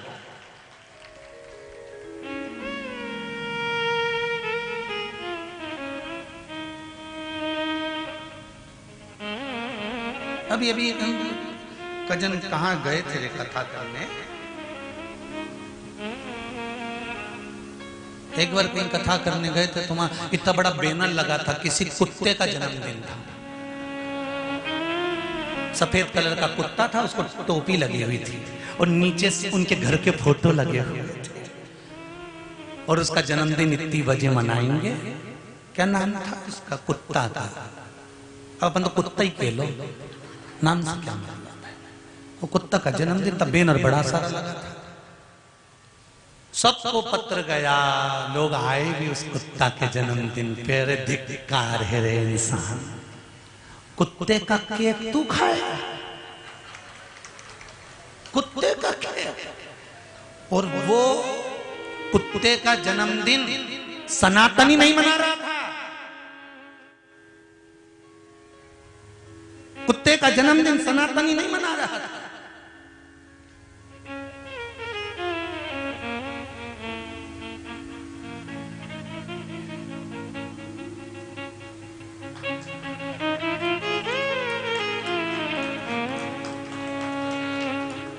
कुत्ता सनातनी नहीं पालता, सनातनी जन्मदिन नहीं मना रहा था, दूसरा मना रहा था। बस जन्मदिन उसमें पहुंच भी गए ढेर सारे लोग, कुत्ता का केक, कुत्ता का केक। हमने पूछा सबसे पहले केक कटा होगा तो किसको खिलाया था? कुत्ते। फिर बाद में सबको बांट के खिलाया, सब।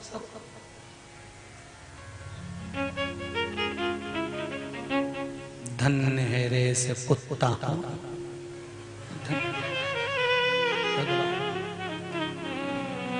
निवेदन करूंगा, मनुष्य का जीवन मिला है, खुश होकर जियो। बड़ा दुख होता है जब मॉर्निंग वॉक में राम राम के नाम के समय पर भगवान की गोमुखी माला तुम्हारे हाथ में होना चाहिए और तुम कुत्ते की डोरी पकड़ के इतना बड़ा चड्डा पहन के होशियार बन के जब घूमते हो ना तो शर्म आती है तुम्हें देखकर। पर भगवान को भी बड़ी बड़ी बड़ी धन्यवाद देता हूं परमात्मा को कि तूने भी गजब की किस्मत लिखी ये सेठ जी की। इनके घर के बच्चों को दूसरी दासियां खिला रही और बारे किस्मत वाले तू घर के कुत्तों को खिला। तेरे घर के बच्चों को छीछी छीछी समझ गए?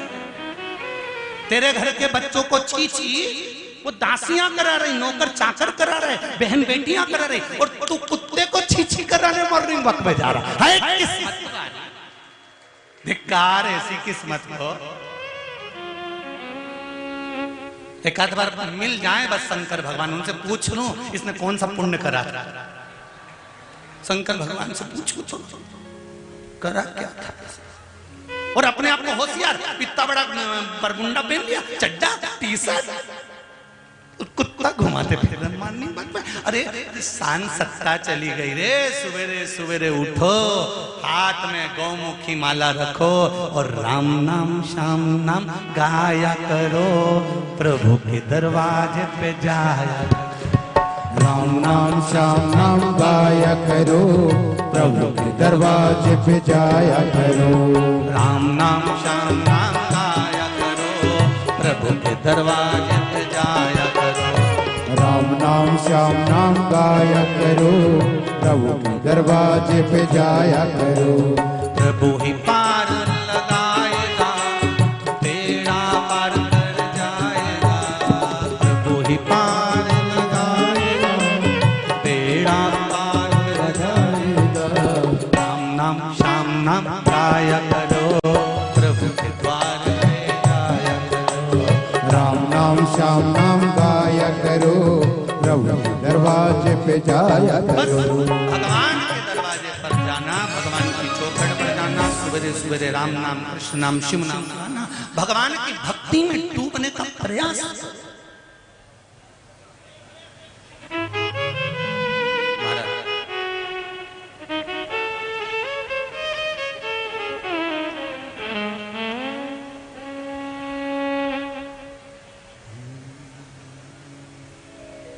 भाई अंतिम समय में तुम्हारा भजन तुम्हारा साथ देगा, ये कुत्ता नहीं। भजन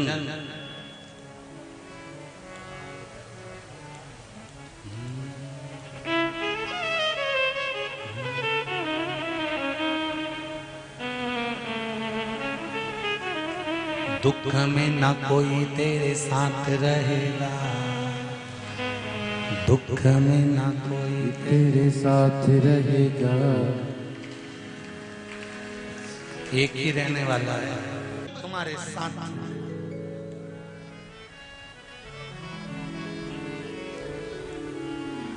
हर पल साथ। तारकासुर ने, भगवान कार्तिकेय जी ने तारकासुर को मार दिया, तारकासुर के प्राण छूट।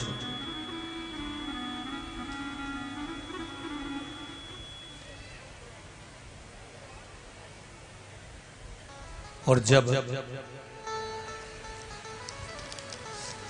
तारकासुर के प्राण छूटे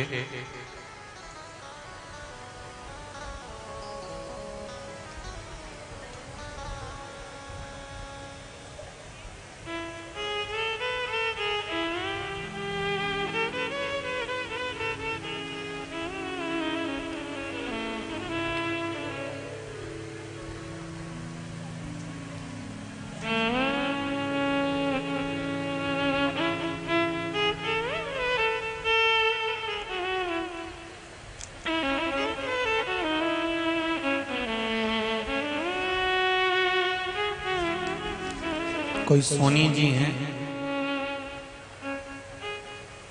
सोनिया अमृतसर पंजाब से आज आज जो पत्र आए ना, सबसे ज्यादा कोरियर के पत्र हैं, मतलब हरियाणा, पंजाब, महाराष्ट्र। ये तुम लोगों को एड्रेस कहाँ से मिल जाता है रे? जो तुम इतने सारे पत्र भेजो, बहुत सारे पत्र हैं आज, पूरे बाहर बाहर के आए हुए पत्र हैं। ये भी पत्र आया पंजाब से, कोई सोनिया है अमृतसर से, टीवी पर कथा सुनते हैं। शिव की ऐसी कृपा है, उन्होंने पत्र में लिखा है। हमने कुछ बताने के लिए पत्र नहीं लिखा, हम तो इतना सा लिख रहे हैं कि शंकर जी कब हमारे अमृतसर में आएंगे। शिव जी तो अमृतसर में ही है बहन, बस एक लोटा जल चढ़ाते रहो, एक ना एक दिन कुबेरेश्वर महादेव भी अमृतसर पहुंच ही जाएगा पक्का। जब रतलाम आ गया तो फिर अमृतसर जाने में क्या दिक्कत है? और अभी ये कथा पूरी हो जाएगी। 3 तारीख, ये 29 को समापन होगी। 3 तारीख से सेमली अर्चन, सुहागपुर रोड, बाबई, नर्मदा, होशंगाबाद जो है नर्मदापुरम, होशंगाबाद नर्मदापुरम। तो सेमली हरचन में, सुहागपुर रोड पर सेमली हरचन है, बाबई के पास में, पिपरिया के पास में। वहां मंडी प्रांगण के अंतर्गत सुंदर, जैसे ये कथा चल रही है शिव महापुराण की, बैसाख शिवरात्रि शिव पुराण, जो वहां कथा होगी सेमली हरचन में, वो नर्मदा शिव महापुराण की कथा होगी। मां नर्मदा का महत्व समझेंगे। माता नर्मदा के कितने विवाह हुए, माता नर्मदा के विवाह होने के बाद उनके सास ससुर ने माता नर्मदा जी को क्या कहा, माता नर्मदा जी की सास ने नर्मदा जी से क्या क्या काम करवाया। मां नर्मदा का प्राकट्य अमरकंटक में जब हुआ तो मां नर्मदा जी ने मां कितनी साधना करी। मां नर्मदा सबसे पहले विवाह करने के बाद कहां गई, और जिस लड़के के साथ माता नर्मदा जी का विवाह होने वाला था, तो माता नर्मदा जी ने उसके साथ विवाह क्यों नहीं करा? तो ये सारा वृत्तांत मां नर्मदा का पावन चरित्र सेमली हरचन की कथा में दोपहर, यहाँ जैसी गलती नहीं होगी, यहाँ 2 बजे लिख दिया था, 1 बजे की कथा हुई है, थोड़ा सा गड़बड़ हो गया। वहां 2 बजे कथा प्रारंभ होगी, 5 बजे तक चलेगी। और सेमली हरचन में मां नर्मदा शिव महापुराण की कथा, जो अभी तक नहीं करी थी, वो मां नर्मदा की कथा सुनकर अपने जीवन को सार्थक बनाना। 2 बजे से 5 बजे तक बैसाख के महीने में श्रवण करिएगा। और जो लोग वहां कथा सुनने के लिए आए, अपने अड़ोस पड़ोस में जितने लोग रहते हैं, उनको निवेदन करूंगा, कर लो तैयारी, आ रहा है कुबेर भंडारी। भगवान शंकर सेमली हरचन पधार कर सुंदर आनंद में कथा का रसतत्व श्रवण कराएंगे। अपने आनंद को आप सभी श्रवण भाव से सुनेंगे। तारकासुर का वध हुआ है, भगवान कार्तिकेय, श्री गणेश जी महाराज और अशुक सुंदरी भगवान शंकर की पुत्री का दर्शन हम यहाँ कर रहे हैं। भगवान पधार रहे हैं, तीनों झांकियां यहाँ आ रही हैं। कल कथा में सुंदर वृतांतों का स्मरण करेंगे और भगवान की सुंदर लीलाओं का वर्णन श्रवण करते हुए आगे